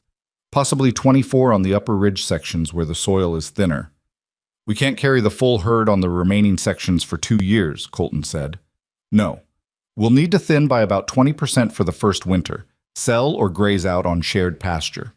She paused. "The cooperative has a grazing exchange program. I looked into it when I was preparing the August presentation. 3 operations in the county have offered surplus pasture capacity in exchange for cooperative participation in their equipment rotation." He looked at her. "You looked into it." "I thought we might need it someday." He made a sound that was not quite a laugh but occupied the same register, something short and genuine that she hadn't heard from him before. "Of course you did," he said.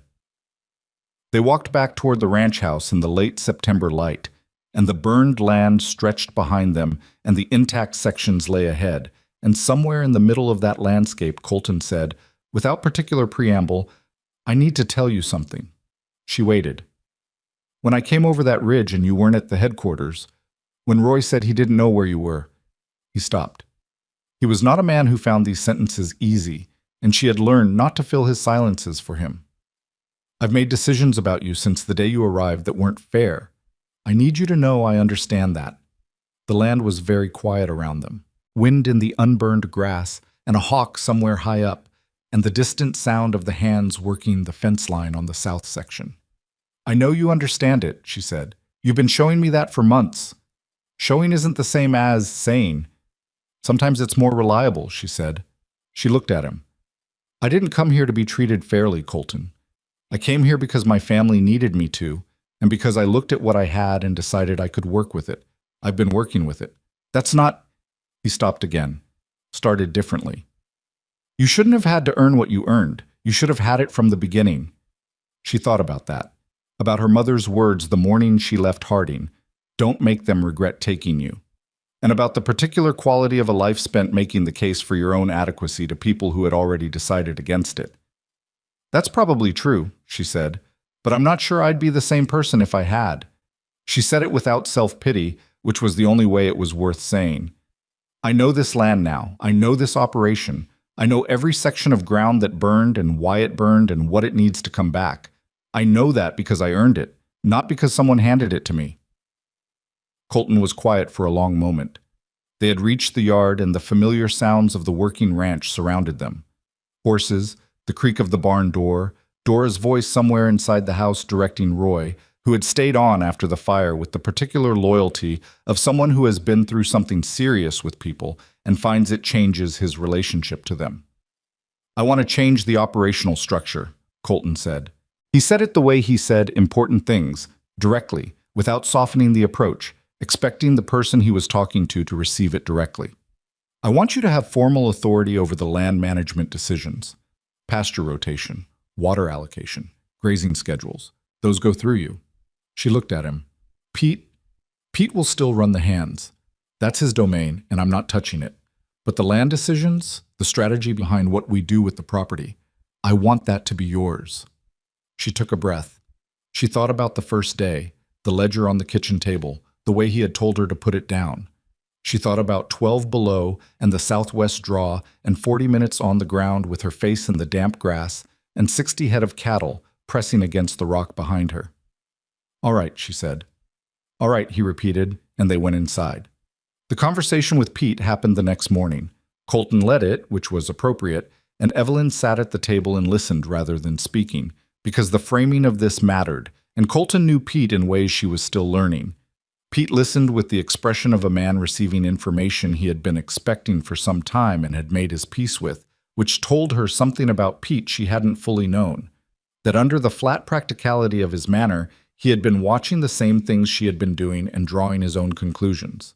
When Colton finished, Pete looked at the table for a moment and then looked at Evelyn and said, "I'll need the rotation schedule updated before the cooperative grazing arrangement starts." "I'll have it to you by Friday," she said. "Thursday would be better." "Thursday," she agreed. Pete nodded once and pushed back from the table and went to work, and that was the renegotiation of the operational structure of the Voss Ranch, which looked from the outside like a very undramatic conversation and was, from the inside, something considerably more significant. The cooperative grazing arrangement went through in October. She negotiated it herself, driving to 2 of the 3 partner ranches and talking through the terms with their owners in the specific practical register of people who are dealing with a real problem and need a real solution. Both operations were run by men 15 or 20 years older than she was, and both of them had been at the August cooperative meeting, and the way they dealt with her in October was not the way they would have dealt with her in July, which was something she noticed without dwelling on. The third operation was run by a woman named Ruth Baird, who was 62 and had been running her family's cattle operation alone since her husband died 8 years ago, and who met Evelyn at the door of her ranch house with the specific appraising directness of a woman who has spent enough time being the only one in the room to develop very efficient people reading. "You're the one who presented at the cooperative," Ruth said. "Yes. I've been ranching this country for 30 years, and I hadn't thought of half of what you laid out." She said it without particular warmth, but without any of the qualified compliment quality that the men's responses had carried. She said it as a fact. "Come in." They talked for 3 hours. The grazing arrangement was settled in 40 minutes. The rest of the time was Ruth asking questions about the water documentation process and the pasture rotation methodology and the winter calving protocols, and Evelyn answering them as completely as she could, and Ruth listening with the focused quality of someone who is genuinely learning something and not performing the appearance of learning. When Evelyn left, Ruth walked her to the wagon and said, "There's a regional planning meeting in March. Agricultural operations, water management, county-level coordination. I go every year and nobody pays much attention to what I say." She looked at Evelyn with those direct eyes. "Come with me." "All right," Evelyn said.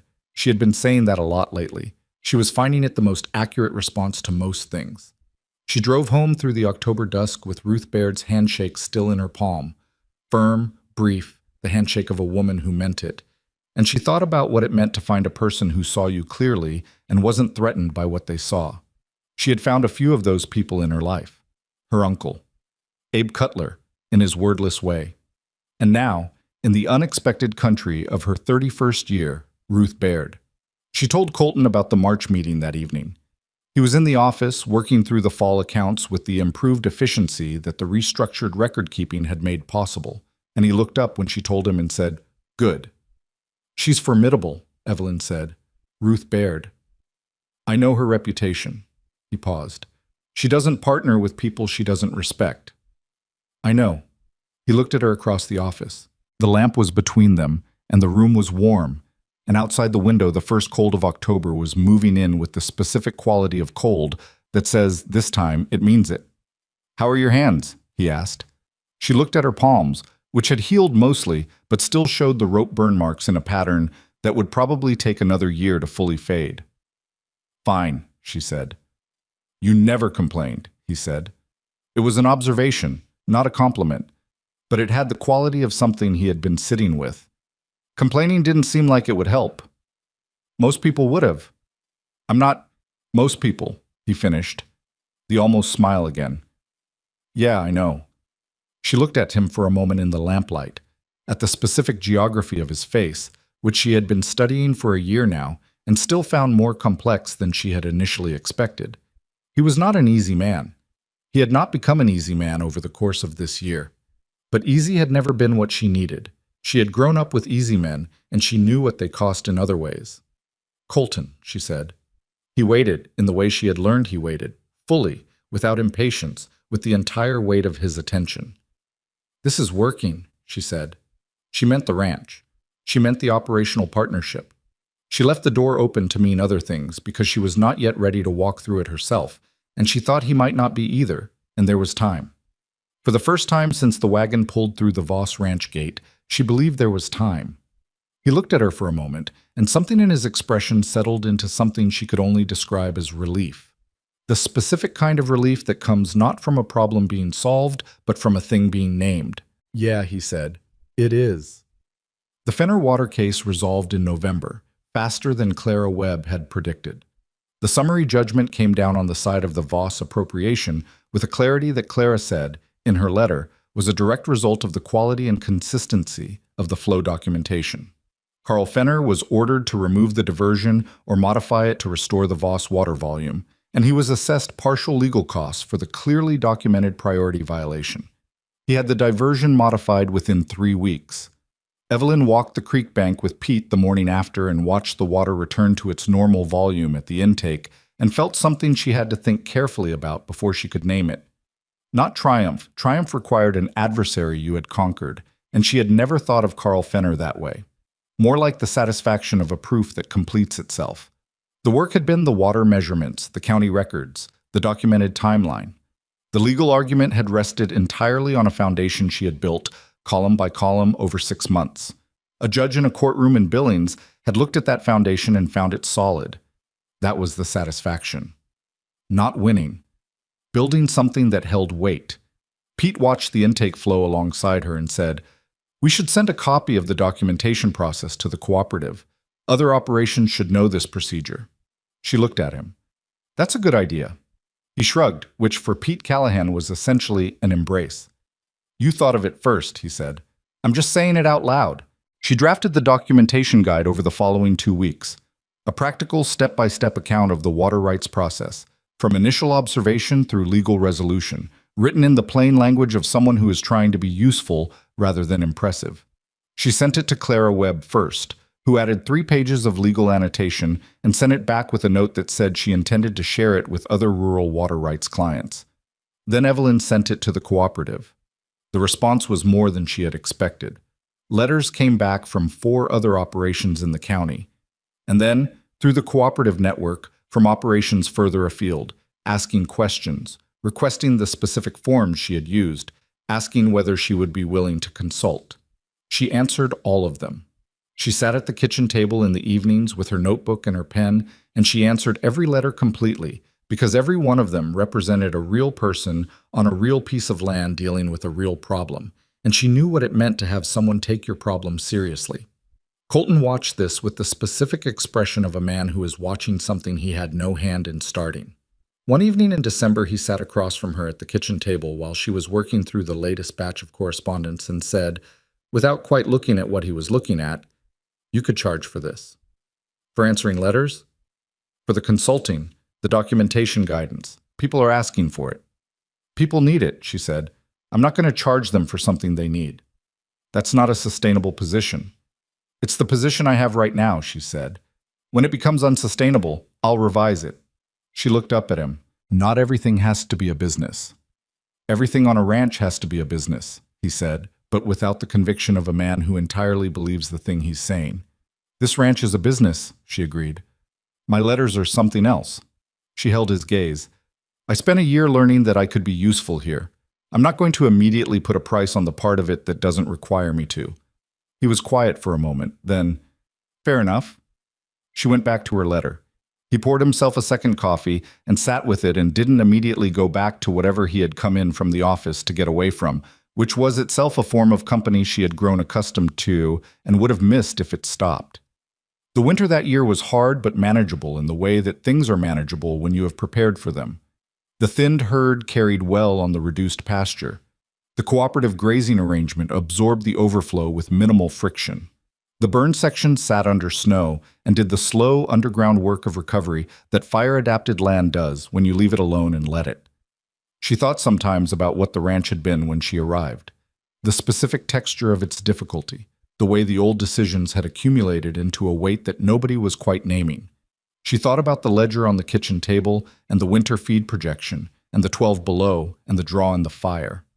She thought about all of it, not with nostalgia exactly, but with the particular regard you have for a stretch of time that shaped you in ways you couldn't have planned for.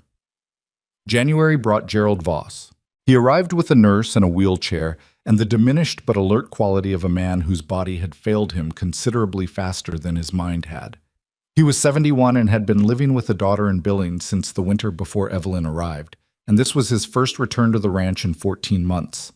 Colton had told her he was coming with a brevity that suggested he hadn't fully worked out how he felt about it. She made the house ready. She prepared the ground floor room that had been storage, cleared it, furnished it practically, arranged the bathroom access with Dora's help. She did it without being asked, because it needed doing and she knew how to do it. Gerald Voss arrived on a Thursday afternoon in the second week of January, and the first thing he did when the wagon stopped in the yard was look at the ranch with the slow, assessing look of a man who knows a place deeply and is measuring what time has done to it. He looked at the fence lines, at the barn, at the house. He looked at the yard. Then he looked at Evelyn, who was standing on the porch. "You're Evelyn," he said. His voice was rougher than it had probably been, but still carried. "Yes, sir." He looked at her for a long moment with pale eyes that were his son's eyes, the same focused quality of attention, the same unsoftened directness. "Thomas Hartwell's daughter," he said. "Yes." "Your father's a good man who made poor decisions," Gerald said. "I've known a few of those." He looked at the yard again, then back at her. "They tell me you saved the herd in the fire." Abe Cutler showed me where the draw was, she said. Roy held the tail with me. It wasn't one person. Gerald looked at her steadily. That's not what Roy says. She didn't answer that. Help me up these steps, he said, and she came down and offered her arm, and he took it without excessive ceremony, and they went into the house together. The first dinner with Gerald at the table was the most uncomfortable meal she had sat through since her early weeks on the ranch, but not for the reasons she had expected. Gerald was not unkind to her. He was not unkind to Colton either, exactly. What he was honest in the specific way of an old man who has decided he no longer has the time or the patience for the careful navigation of difficult things. And that honesty had a quality of pressure to it, the way the atmosphere has pressure you don't notice until it changes. He asked her about the water case. He asked her about the fire damage assessment. He asked her about the cooperative presentation. He asked these things at the dinner table with Colton sitting 2 feet away, and the questions were not aimed at Colton, they were aimed at her, and the fact of their being aimed at her, directly, specifically, without the reflexive deferral to his son that would have been the comfortable default, was itself a statement that she could feel Colton receiving. After dinner, Gerald asked to see the office. Colton wheeled him in. Evelyn stayed in the kitchen until Colton came out 20 minutes later with an expression she couldn't immediately read. What did he say? She asked. Colton was quiet for a moment. He poured water and stood at the counter with it, and didn't drink it. He said the books look better than they've looked in 10 years. He paused. He said he knew they would. He knew? He's the one who agreed to the marriage arrangement. Colton looked at the water glass. I thought it was because of the debt situation with your father. He let me think that. Another pause. He told me tonight that he had your uncle's operation looked into before the arrangement was offered. Looked into your specifically. The books you kept, the decisions you influenced. He stopped. He knew what he was bringing here. She stood very still. He chose you, Colton said. Not with resentment. That was the thing that struck her. With something more complicated than resentment, something that had gratitude in it and difficulty in equal parts. I thought it was circumstance. It wasn't. She thought about her father at the kitchen table with his hat in his hands and his eyes on the floor. She thought about the conversation that had preceded that one, the conversation she hadn't been present for, between Thomas Hartwell and Gerald Voss, a conversation that had been about a debt, but had also, apparently, been about something else. He could have told me, she said. She meant Gerald. He said you wouldn't have come if you'd known. She thought about that, about whether it was true, about whether arriving as someone's deliberate choice would have changed the quality of what she had built here, whether it would have made it feel less like hers. He was probably right, she said.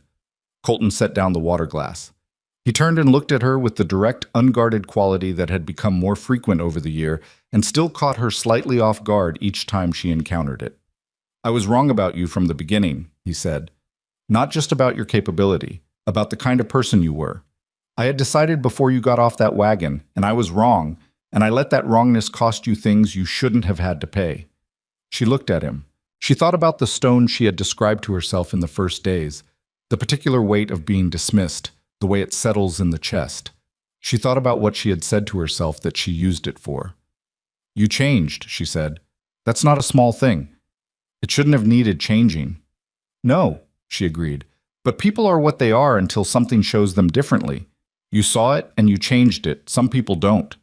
He looked at her for a long moment, and then he crossed the kitchen and he put his hand against her face, gently, against the cheek where the burn had been, where the skin was still slightly different in texture than the rest. And she leaned into it slightly because it was there, and she had stopped pretending she didn't want it there. This is working, he said. He was giving her phrase back to her, and she heard the full weight of what he was including in it. I know, she said. Gerald stayed 3 weeks. He spent his mornings in the office with whoever would sit with him, Evelyn usually, because she was there and because they had discovered in the first days that they talked easily in the way of people who think about similar things in similar ways. He asked her about the March planning meeting with Ruth Baird, and she told him about it, and he said, Ruth Baird is the most underestimated rancher in 3 counties, with the certainty of a man who had been watching that landscape for 50 years. I got that impression, Evelyn said. What do you think you'll do with it? Gerald asked. The network you're building, the cooperative work, the consulting. She looked at him. I don't know yet. That's the right answer. He looked at the north pasture through the office window. The wrong answer is the one that closes things off before you've seen what they could become. She thought about that for days after he said it. She turned it over the way you turn over a sentence that contains something real in it. By the time Gerald went back to Billings at the end of January, something had clarified in her that she didn't have a specific name for yet. It was directional rather than specific. Not a plan, but a heading. She had come to this ranch with a bag of books and a ledger and a determination that was more defensive than anything else. A wall built against the judgment of people who had already decided who she was. She had spent a year dismantling that judgment piece by piece, not by arguing against it, but by doing something different than what it predicted. And now the judgment was mostly gone, and the wall she had built against it was still standing, and she was beginning to understand that it hadn't been a wall at all. It had been a foundation. The letters were still coming. February brought a request from an agricultural extension office 2 counties east. They had heard about the water documentation guide through Clara Webb and wanted to know if she would be willing to present to a group of young ranchers they were working with. She wrote back yes. March brought the planning meeting with Ruth Baird, which was a revelation in several ways. The room was larger than she had expected. 40-some people, county officials and ranching operators, and water management representatives. And the conversation was substantive in the way that conversations are substantive when the people in them have real stakes in the outcomes. She presented the water documentation process and the pasture recovery methodology together, framed as a connected system rather than separate tools. And the response was not the polite attention of people being professional, but the engaged attention of people recognizing something useful. A county water board official named Harris stopped her afterward and said, the documentation framework she had built for the Fenner case was the most practical model he had seen for individual operation water rights enforcement, and he wanted to know if she would work with his office to adapt it as a template for wider distribution. She said she would. She drove home in the March dark with Ruth Baird's dry commentary about county politics filling the wagon ride, and she thought about foundations and what you build on them. And by the time the Voss Ranch gate came into view, she had the beginning of something that felt, for the first time, like her own shape rather than anyone else's. Colton was awake when she got in. She could see the office lamp from the yard. She went inside and put her head around the office door. "Good meeting," she said. He looked up, took in whatever her face was doing. "Yeah? Harris from the water board wants to work with me on a county-wide template, modeled on the Fenner documentation." Colton set down his pen. "Evelyn." "I know," she said. "That's going to take time." "Yes. Ranch time." "I can manage both," she said. "Unless you think I can't." He looked at her with that look, the one she had first seen through a crack in the wall he'd built, and could now read clearly, unobstructed. "I've never thought that," he said. "Not for a long time."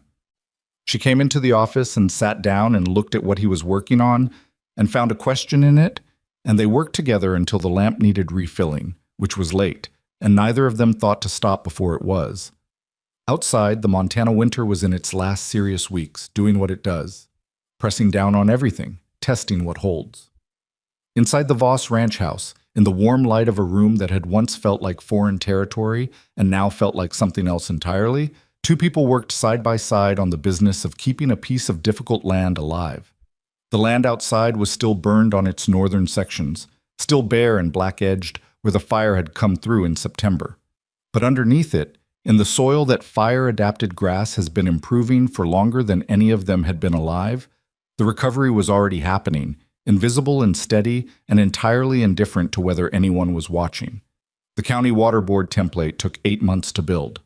Harris was thorough in the way that government officials are thorough when they believe in what they are doing. Methodical, process-oriented, attentive to the kind of detail that makes a document usable by people who weren't involved in creating it. Evelyn worked with him through the spring and into the summer, driving to the county seat twice a month, corresponding by letter in between, building a framework that translated what she had done on the Voss Ranch into something replicable across different operation sizes, different water right histories, different levels of legal sophistication among the operators who would use it. It was painstaking work. It was also, she discovered, the kind of work she was built for. The patient assembly of something complex from its components, the translation of specific experience into general principle, The constant testing of an idea against the question of whether a person who hadn't been there could actually follow it. The ranch ran in parallel with all of this. That was the part people tended to underestimate when they heard about the waterboard work. They imagined it had displaced something, that she had stepped back from the operational management to pursue the consulting and the policy work. She hadn't. She was at the ranch every morning before 6. She was still doing the rotation schedules, still updating the ledgers, still walking the recovering burn sections with a notebook, still sitting at the kitchen table in the evenings, answering letters from operations in 4 counties who had gotten her name through the cooperative network or through Clara Webb or through Ruth Baird, who had become, over the course of a year, something Evelyn carefully avoided calling a mentor because Ruth would have found the word irritating, but who functioned as one in every practical respect. The burn sections came back faster than she had projected, which was one of the more gratifying surprises of her second full year on the ranch.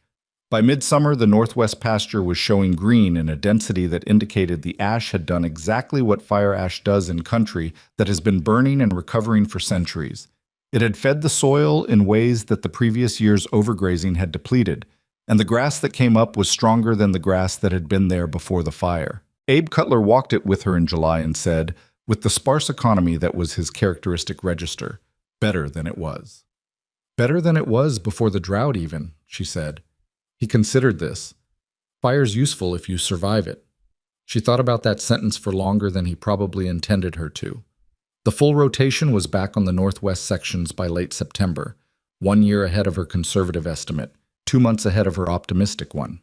The herd that had been thinned for the cooperative grazing arrangement came back to full capacity in October, and the numbers in the fall ledger were the strongest she had seen since she started keeping the Voss books. Not extraordinary numbers.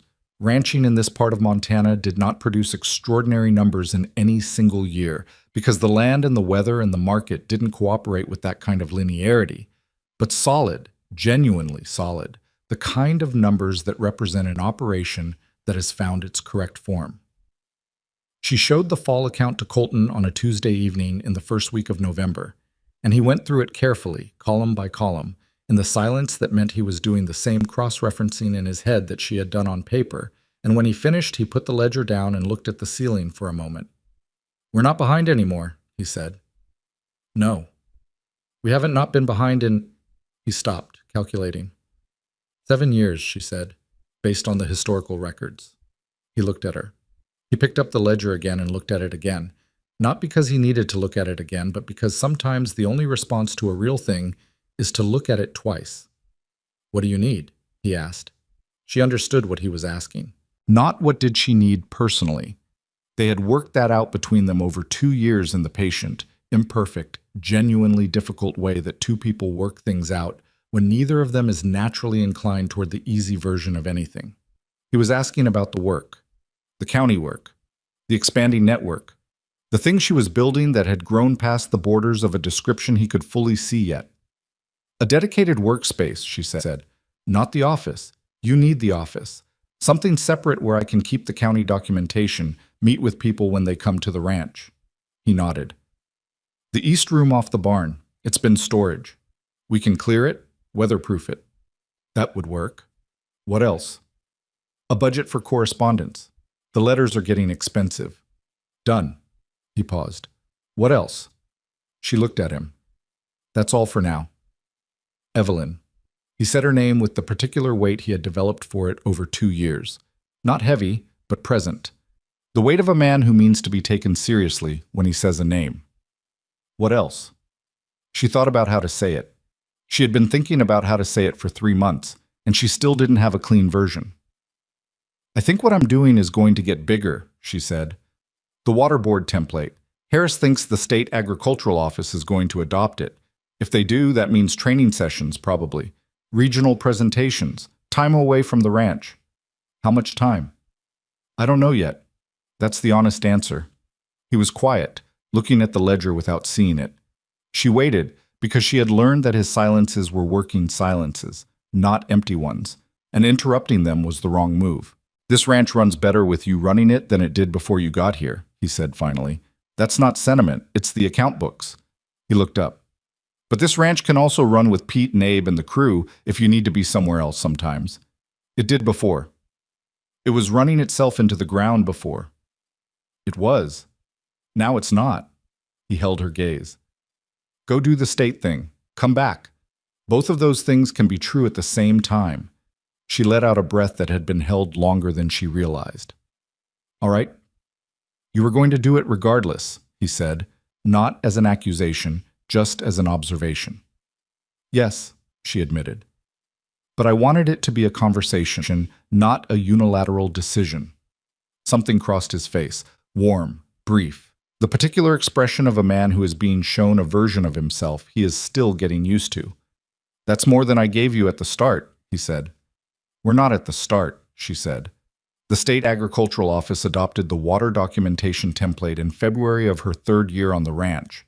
Harris sent her a letter that was 2 pages of formal language and 1 sentence at the end in handwriting rather than typescript that said, "This is your work. Make sure they know that."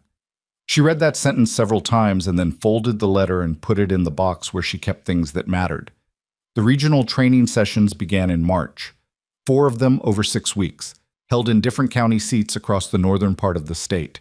She drove to the first one herself, 4 hours in the ranch wagon on roads that were still winter difficult, and arrived at the meeting hall in a town she'd never been to and stood in front of 60 ranchers and agricultural officials and delivered a 3-hour presentation on water rights documentation and pasture recovery management that had been built from 2 years of specific, physical, daily practice on one piece of ground in one hard valley. The questions afterward ran long. She answered all of them, and when she didn't know the answer, she said so. And when the question required a distinction she hadn't made clearly enough in the presentation, she went back and made it.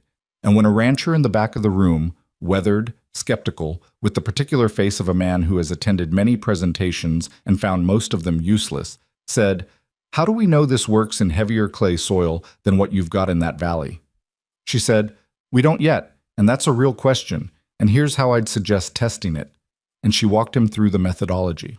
He found her afterward, that rancher, and handed her his card without saying much, and 2 months later he wrote her a letter that said the clay soil modifications she had suggested had worked, and that his spring water measurement was the highest it had been in 4 years, and that he had shared the process with 3 of his neighbors.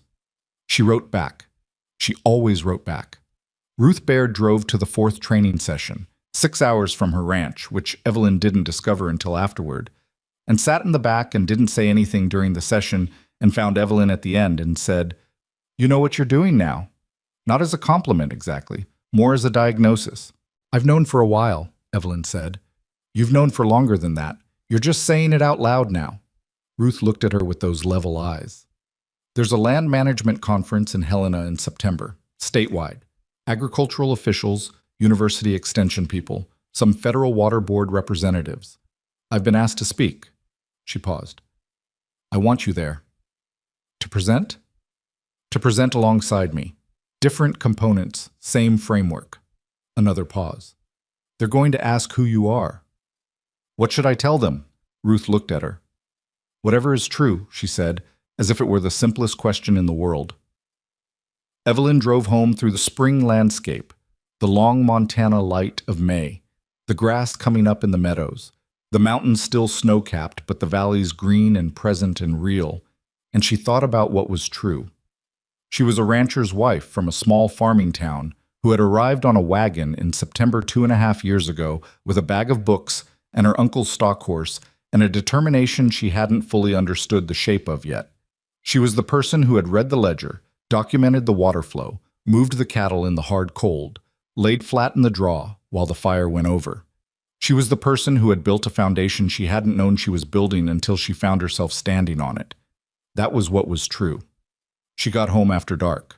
Colton was in the yard when she pulled in, which she hadn't expected, and he took the horse without being asked, and she stood in the yard and looked at the ranch house on its slight rise with the lamplight in the windows and the sound of the hands in the bunkhouse and the particular smell of the place that she had absorbed so completely over 2 years that it had become the smell of being home without her having specifically decided that would happen. Good session? He asked, coming back from the barn. Ruth Baird drove 6 hours to sit in the back. He stopped. 6 hours. I found out after. She didn't say anything while she was there. He looked at her for a moment, and then he laughed. A real laugh, the full version, which she had learned was not a thing he did lightly or often, and which still caught her slightly sideways when it happened because it changed his face completely. She drove 6 hours, he said again, still with the laugh in his voice. She wants me at a statewide conference in Helena in September. Of course she does. She looked at him in the lamplight. He looked back. The yard was quiet, and the night was cool, and 2.5 years of a difficult and real life together lay between them and behind them, and, she understood, ahead of them. Colton, she said. I know, he said. She wasn't sure what exactly he knew, and she didn't ask because she had learned that with some people, the knowledge arrives before the words do, and pressing for the words can break something that the knowledge was holding together. She went inside. She sat at the kitchen table and wrote 4 letters, to Harris, to Clara Webb, to the rancher with the clay soil, to the extension office that had hosted the first training session. And when she was done, she sat for a while in the quiet kitchen with her pen in her hand and thought about the woman who had sat at a different kitchen table 2.5 years ago and been told the shape her life had taken. That woman had been afraid, though she hadn't called it that. She had called it vigilance, which was the more useful version of the same thing. She had arrived here watchful and braced and carrying a lifetime of being dismissed like a pack she couldn't quite set down. She had set it down somewhere over the last 2 years, without marking the moment. She didn't know exactly when. Sometime between the ledger and the fire, between the water measurements and the county records office, between Pete's first direct question and Ruth Baird's 6-hour drive, between one version of a man who had made his judgments and another version of the same man laughing in a lamplit yard at something true. The Helena conference in September was the largest room she had spoken in. 400 people, maybe more, ranching operators, state and federal officials, university researchers, extension agents, policy people whose relationship to land was theoretical rather than physical, and who therefore asked the most interesting questions because they weren't constrained by what they already knew from experience. Ruth Baird presented first, covering the broader landscape of northern Montana ranching policy, which she did with the efficient authority of a woman who has been thinking about these things for 30 years and has lost patience with equivocation. Then Evelyn presented the implementation framework, the documentation methodology, the water rights process, the pasture recovery model, with 2 years of statewide application data behind it now. Not just her own experience on one ranch, but the aggregated results from 60-some operations that had used the template in some form. The data was persuasive in the way that real data is persuasive, not because it said something surprising, but because it said something true in a form that was hard to argue with. Operations that had implemented the water documentation process had resolved rights disputes at 3 times the rate of operations that hadn't, and had resolved them faster and with lower legal costs. Pastures managed under the rotational recovery framework she had derived from the Voss burn sections were showing 30-year high productivity measurements in the second recovery year. These were not small numbers. These were numbers that meant something to people whose livelihoods depended on the land those numbers described. She talked for 2 hours. She answered questions for 40 minutes after that. A federal water board official from Washington, a young woman, probably younger than Evelyn had been when she arrived at the Voss Ranch, with the specific kind of focus that means a person is paying attention to something they intend to use, asked about the scalability of the documentation framework to federal water right disputes, which were more complex than state-level ones, and Evelyn talked through the differences and the places where the framework would need adaptation, and the woman wrote everything down. Afterward, Ruth found her in the hallway outside the main room and said, without preamble, "The University Extension Office wants to publish the framework as a formal guide, with your name on it." Evelyn looked at her. "A published guide. Agricultural management, distribution through the state extension network. Possibly national, if the Federal Water Board takes an interest, which I think they will based on that question at the end." Ruth paused. "Your name on it, Evelyn. Not the county board's name, not the cooperative's name. Yours." She thought about her name on something, about what it would mean for the woman who had driven 4 hours to the first training session in a ranch wagon to have her name on a document distributed through a national agricultural network. She thought about what the name meant, not the name she had come with, Hartwell, her father's name, the name of a man who had made poor decisions, but the name she had been building for 2 years. Voss. Evelyn Voss. The name of a woman who had made a foundation from a dismissal and spent 2 years figuring out what to build on it. Yes, she said. All right. Ruth nodded once, the way she nodded when a thing was decided. I'll contact the extension office tomorrow. She looked at Evelyn with those direct eyes. You were ready for this 3 years ago, you know, before the ranch, before any of this. I wasn't, Evelyn said. I needed the ranch. Why? She thought about it. Because the ranch was real, she said. Books and ledgers and water measurements and 40 minutes on the ground in a fire. All of it real. All of it with actual consequences if you got it wrong. I needed that. I needed to know I could do it when the cost of doing it wrong was something that mattered. Ruth was quiet for a moment. That's the thing most people don't understand about practical knowledge, she said. It has to be earned in conditions that cost something. Otherwise, it's just information. Evelyn nodded.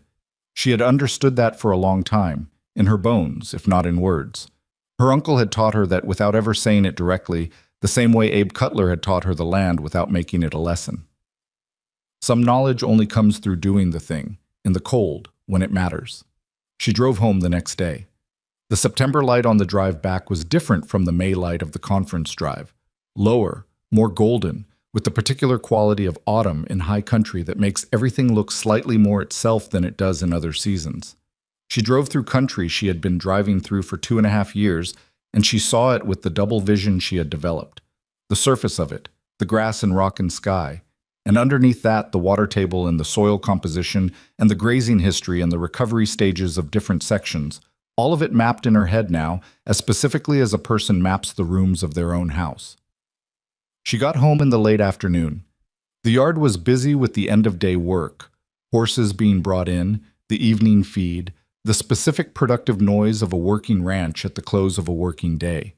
Pete was at the barn door talking to Abe, and when she pulled the wagon in, Abe looked up and gave her the nod that was his version of a welcome home.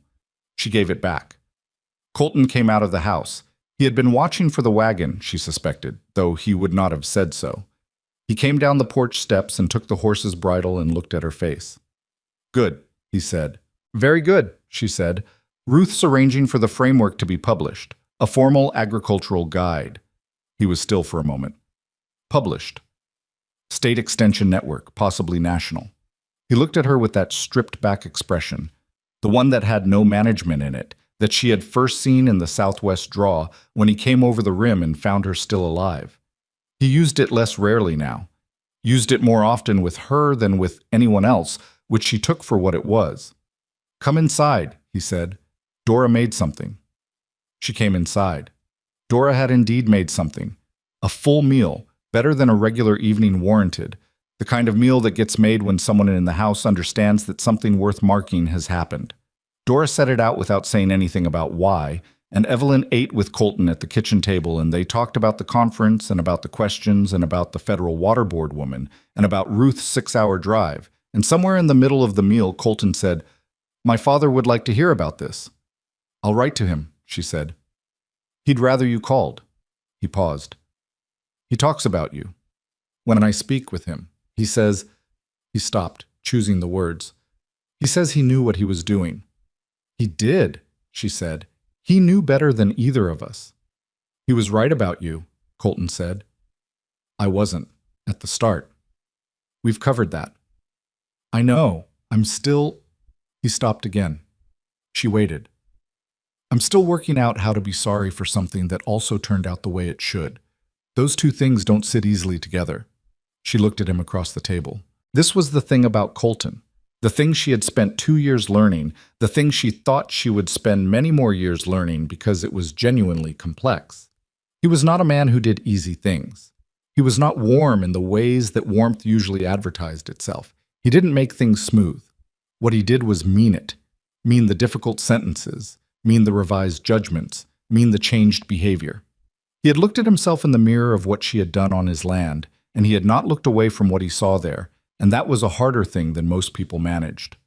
"You don't have to sit them easily together," she said. "They can both be true at the same time.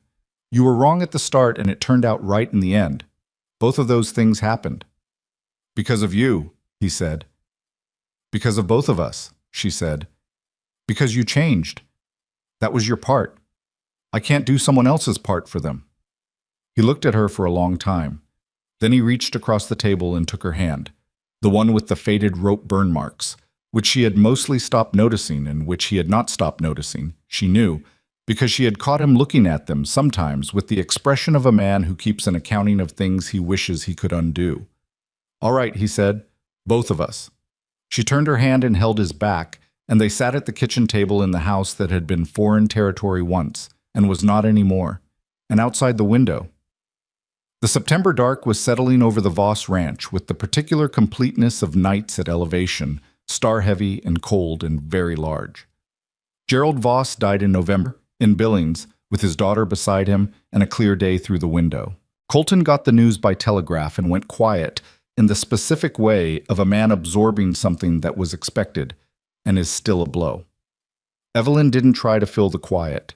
She sat with him in the evenings, and she drove to Billings with him for the burial, and she stood beside him at the grave in the cold November air and held his arm and didn't say things that weren't true, which was the only form of comfort she knew how to offer, that she trusted.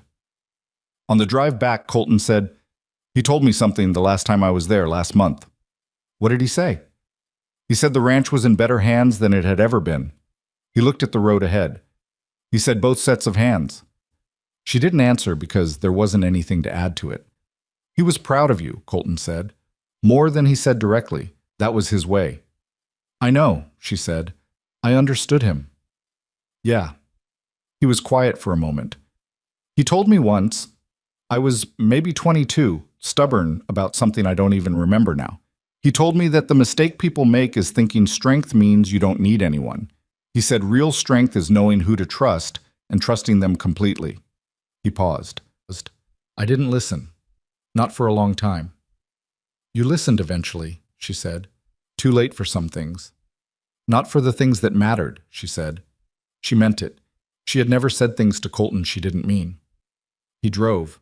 The road was long and the country was wide and November bare around them, and somewhere in the middle of the drive his hand found hers on the wagon seat, and she let it stay, and they came home to the Voss Ranch in the dark, to the yard and the barn and the horses and the lit windows of the house, and it was theirs in the way that things are yours when you have earned them through years of difficult, real, specific effort. The Agricultural Management Guide was published the following spring. 62 pages, with diagrams Evelyn had drawn herself and legal annotations from Clara Webb, and a foreword by Ruth Baird that was 3 paragraphs long and characteristically unornamental, and said, in its final line, that the author had demonstrated that practical wisdom and formal knowledge were not different things when both were earned in conditions that cost something. Evelyn Hartwell Voss. That was the name on the cover. She had put both names because both names were hers, the one she had come with and the one she had built into, and she was not interested in erasing either history for the sake of a cleaner story. The guide went into distribution through the Montana State Extension Network in April. By July, it had been requested by extension offices in Wyoming, Idaho, and Colorado. By the following January, the Federal Water Board had formally adopted the documentation framework for use in priority dispute guidance at the national level, and the young woman who had asked about scalability at the Helena Conference sent Evelyn a letter that said the framework had been used successfully in 3 federal water disputes in its first 6 months of application, and that she had cited Evelyn's work in a report to Congress. A report to Congress. Evelyn read that sentence in the letter, and then read it again, and then set the letter down and went to find Colton, who was in the barn doing what Colton did in the barn, which was the physical and specific work of running a cattle operation, which he was still doing every day, which was the foundation that held everything else up.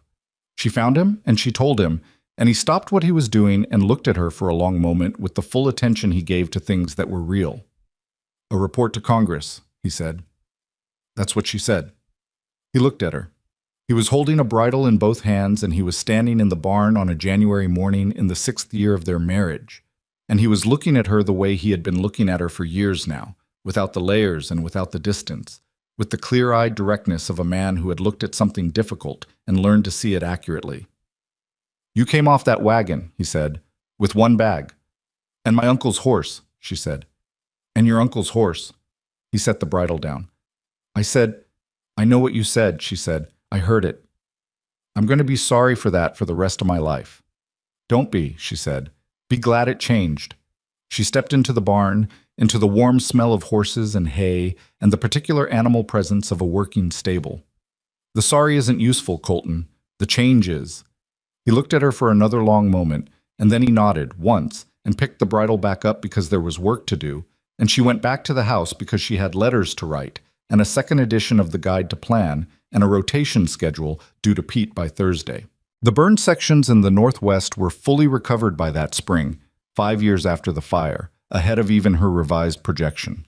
Abe Cutler walked them with her in April the way he had walked them every spring since the recovery began, and he looked at the grass, which was dense and strong and showing the particular vitality of land that had been through something and come out the other side of it, and he said, "Better than before the drought."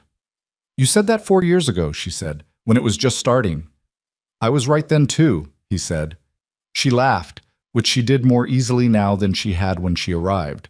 Not because her life was easier, because it wasn't. Ranching is not easy and never will be. But because she had learned the specific skill of being present in what was good without waiting for permission to find it good. The cooperative had grown. What had been a loose association of county operations when she first presented to it was now a formal organization with 42 member operations across 3 counties, a shared equipment program, a collective feed purchasing arrangement that had reduced input costs for every member by an average of 11%, and an annual conference that drew speakers from the university extension system and twice now from federal agricultural agencies. Evelyn chaired the Land Management Committee. Ruth Baird chaired the Water Rights Committee. Pete Callahan, who had evolved over 5 years from a man who had described her work with careful professional neutrality into something approaching a genuine ally, which was more than she had expected and was therefore among the things she valued most, represented the Voss Ranch on the Operations Committee.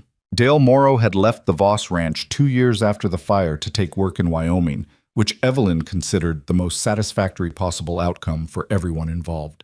Roy, who had been 17 and scared in the draw and had gotten back on his horse, was now 23 and one of the 3 most reliable hands on the property, and Pete had started talking about him as a potential foreman candidate for the future, which was the kind of succession planning that a healthy operation did and a struggling one didn't have the room to do. She got a letter from her mother in the 5th year. Her mother wrote rarely and briefly, in the spare prose of a woman who had never been encouraged to take up much space with words, and the letter was characteristically brief.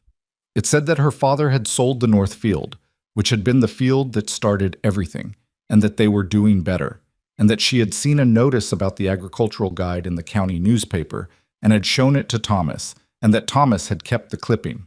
She read the letter twice and thought about her father keeping the clipping, putting it somewhere, taking it out sometimes. She thought about what it cost him to have needed the arrangement that had sent her north on a wagon, and she thought about what it had produced, and she decided that the accounting between what it cost and what it produced was too complex to resolve cleanly, and that she didn't need it resolved cleanly.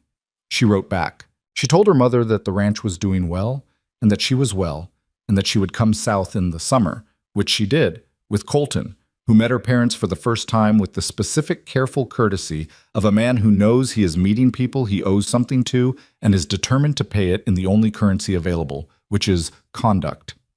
Thomas Hartwell shook Colton's hand in the yard of the Harding farm and said very little, which was his way, and Colton said very little back, which was also his way. And Evelyn stood to one side and watched 2 men who had both underestimated her in their different fashions and for their different reasons, standing in the same patch of dirt being careful with each other, and she felt something that she would have struggled to name precisely. Not vindication, because vindication required a kind of scorekeeping she had never been very good at, and not forgiveness, because she had never been particularly angry in the first place. Something quieter than either of those things. Something that had more to do with the understanding that people are mostly trying to do the right thing with the tools they have, and the tools they have are the product of everything that made them, and the everything that made them is long and complicated and only partially visible. Her mother made dinner, and they ate it at the kitchen table where Thomas Hartwell had once sat with his hat in his hands, and the table was the same table and the kitchen was the same kitchen. But Evelyn was not the same woman who had sat in this room being told the shape her life had taken. She was the woman who had taken that shape and worked with it and made it into something she could live in and then outgrown the inside of and expanded until the shape was her own. She thought about that on the drive back north through the long summer light, with Colton beside her on the wagon seat and the mountains visible on the western horizon in that particular blue that mountains get in late afternoon. She thought about what it actually meant to earn a life, not to have it handed to you, not to suffer for it in the way that people romanticize suffering, but to do the specific, daily, unglamorous work of building something real. The water measurements, the letters, the walk through the draw with cattle behind her and fire above her, and 40 minutes on the ground where she had nothing but her own knowledge of the land and her own capacity to stay still. Nobody tells you, when you are young and being told the shape your life has taken, that the shape is not fixed. They tell you the opposite, usually, that the shape is what it is, that the circumstances are the circumstances, that the question of who you are has already been substantially answered by other people's decisions. They tell you this not with cruelty, mostly, but with the honest belief of people who have found the shape of their own lives fixed and have concluded that this is how life works. What Evelyn had learned in 5 years on a piece of difficult land in northern Montana was that the shape was not fixed. It was more like the land itself, responsive, dynamic, capable of recovery that you couldn't see while it was happening, capable of becoming more itself after the fire than it had been before. The burn sections had come back better than before the drought. She had come back better from everything that had tried to reduce her. Not perfect. She wanted to be precise about that, because the story that gets told about women like her tends toward a particular kind of cleanness, a satisfying arc from dismissal to triumph. And the real thing was never that clean. She was still impatient sometimes. She was still not good at accepting help on her own terms rather than other people's. She still occasionally sat with the ledger at midnight when she should have been sleeping because the numbers were interesting to her, and rest was less interesting. And Colton had given up asking her to come to bed at a reasonable hour and had taken to leaving a lamp on instead, which was the kind of accommodation that is more intimate than most declarations. She was still the woman her mother had sent off with 3 jars of preserves and a warning not to make them regret taking her. She would always be that woman. But she was also the woman whose name was on a guide in 62 extension offices, whose framework was cited in federal water dispute cases, who had moved a herd in 12 below dark and laid flat in a burning draw and walked every section of a recovering ranch with her notebook and her pen. Both of those women were the same woman. The second one had grown inside the first one all along, waiting for conditions. The Voss Ranch in the fall of its 6th year under her management was not the place she had pulled into on a September afternoon with her travel bag clutched against her chest and a man's dismissal settling over her like weather. It was a working operation that had found its correct form.